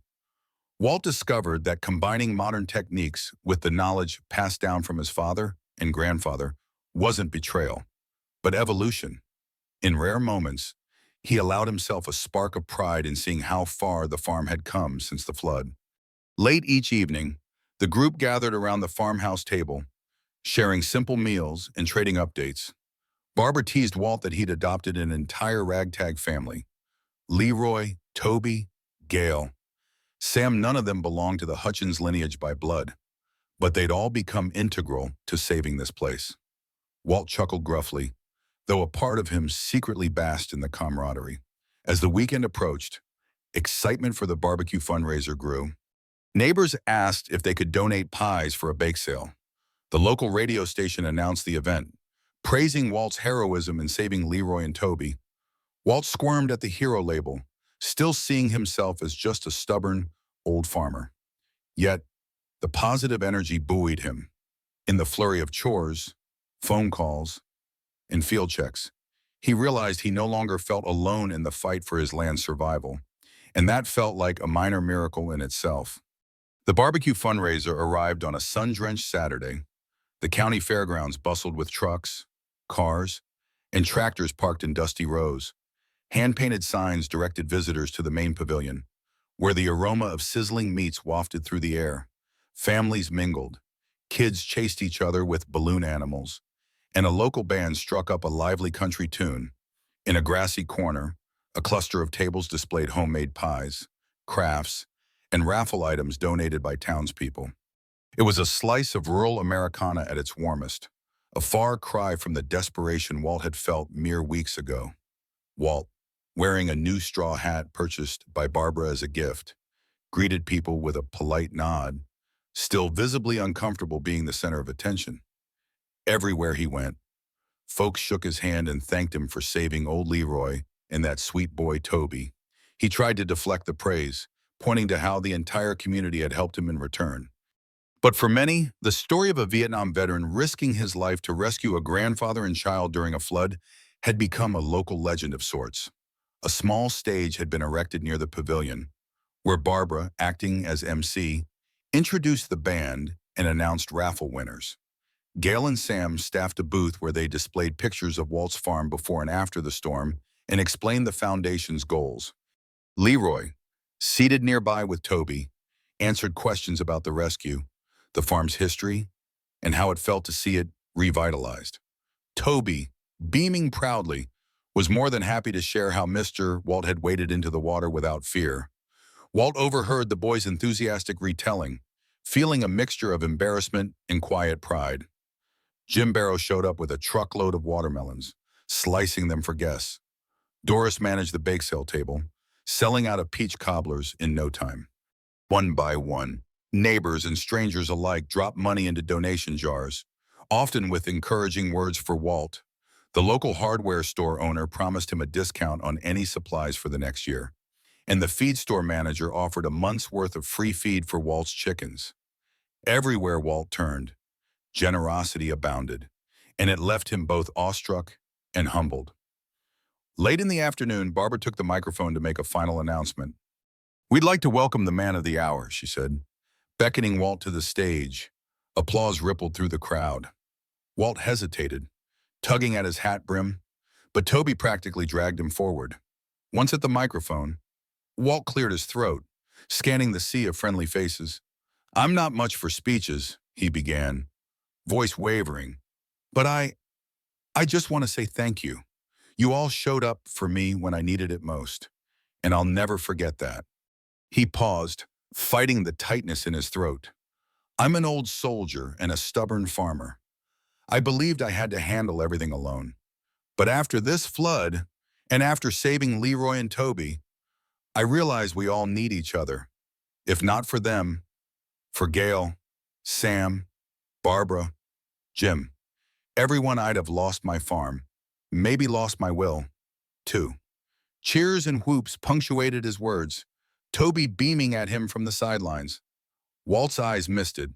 "So, from the bottom of my heart, thank you for giving me hope. And I promise I won't let you down." The crowd erupted in applause. So were Leroy and Barbara joined him on stage, hugging him warmly. Toby clapped so hard his hands turned red. Gail and Sam waved from their booth, clearly moved. Walt lifted his hat in a modest salute to the crowd, then stepped down, heart pounding. He'd survived war, heartbreak, and near financial ruin. But delivering that heartfelt speech felt like a new kind of victory. The barbecue wound down as dusk settled over the fairgrounds. People lingered, chatting in small groups as vendors packed up. The donation jars, stuffed with cash and checks, were collected by Barbara and Doris, who planned to deposit them into a special farm aid account at the local credit union. Preliminary estimates suggested they'd raise a substantial sum enough to cover immediate costs not covered by the foundation. That, combined with the partial harvest due in another 2 weeks, stood to place Walt in a strong position before the bank's final review. Driving back to the farm, Walt reflected on the whirlwind of the last few weeks. The flood, the rescue, the foundation, and the community's outpouring of support. It all felt surreal. The headlights of his old Ford illuminated the now familiar path toward the farmhouse. Barbara followed in her sedan, with Leroy and Toby in tow. Gail and Sam had left earlier to finalize some foundation paperwork. Tomorrow, they'd be back on site, checking on the young sprouts that would soon define Walt's future. When the trucks parked and everyone disembarked, Toby raced to check on the chickens. Leroy ambled inside to rest his knee, still healing but much improved. Barbara approached Walt, the donation jar under her arm. "We did good," she said softly. He nodded, gazing up at the stars just beginning to peek through the twilight sky. "Yeah," he murmured. "We sure did." They walked together to the porch, where Walt collapsed into his old rocking chair, letting out a contented sigh. Barbara sat on the porch step, setting the jar beside her. Crickets chirped in the fields, and the scent of hay and earth enveloped them. "You know," Barbara said, her voice gentle, "it's okay to feel proud of yourself tonight. Walt's lips curved in a small smile. I do, proud of everyone. Really, he replied. I never thought I'd see this much compassion. Not after all that's happened. Barbara reached up, patting his hand. Well, you've given this community a reason to believe in heroes again. Walt shook his head. I'm no hero, he insisted. She stood and leaned over, pressing a soft kiss to his cheek. To Toby, and to me, you are... I... Heat rose in Walt's cheeks, and he cleared his throat awkwardly, but a sense of warmth spread in his chest that he couldn't deny. Inside, Leroy's voice drifted, calling Toby to get ready for bed. Barbara excused herself to help Toby settle, leaving Walt alone with his thoughts. He gazed out at the fields, now cloaked in darkness, picturing the fragile seedlings sprouting beneath the soil. In a couple of weeks, they'd either flourish or fail, and so would his hopes of keeping the farm. But for the first time in years, he felt steady, buoyed by a sense of purpose and supported by people who cared. He thought of Rose, hoping she'd approve of how he'd finally allowed others into his life. He thought of Michael, his fallen son, wishing he could see the renewed spirit in these old fields. Maybe, just maybe, this was a new chapter in the Hutchins family story, a chapter about community and second chances. As the night deepened, Walt rocked slowly in the chair, breathing in the promise of tomorrow. He wasn't alone anymore, and that single truth felt more vital than any heroic act he had ever performed. Looking back, I still feel a surge of gratitude whenever I remember how Walt's story ended. His once desolate fields turned green with new crops. The bank granted him just enough grace to keep his family's legacy afloat. Perhaps more importantly, Walt realized he didn't have to bear the weight of his world alone. Neighbors, new friends, and even strangers rallied behind him in a moment of pure solidarity, reminding us all that true community transcends pride, fear, and even our darkest moments. From my perspective, the real triumph wasn't just the farm's survival. It was the hope and connection that bloomed around it. If a single act of selfless bravery could unite an entire town, then maybe there's nothing we can't overcome when we step up for one another. I'd love to hear your thoughts. What part of Walt's journey resonated most with you? Comment below to share your insights, and let's keep the conversation going. Thank you for joining us. Your engagement means the world, and we can't wait to bring you more uplifting stories soon.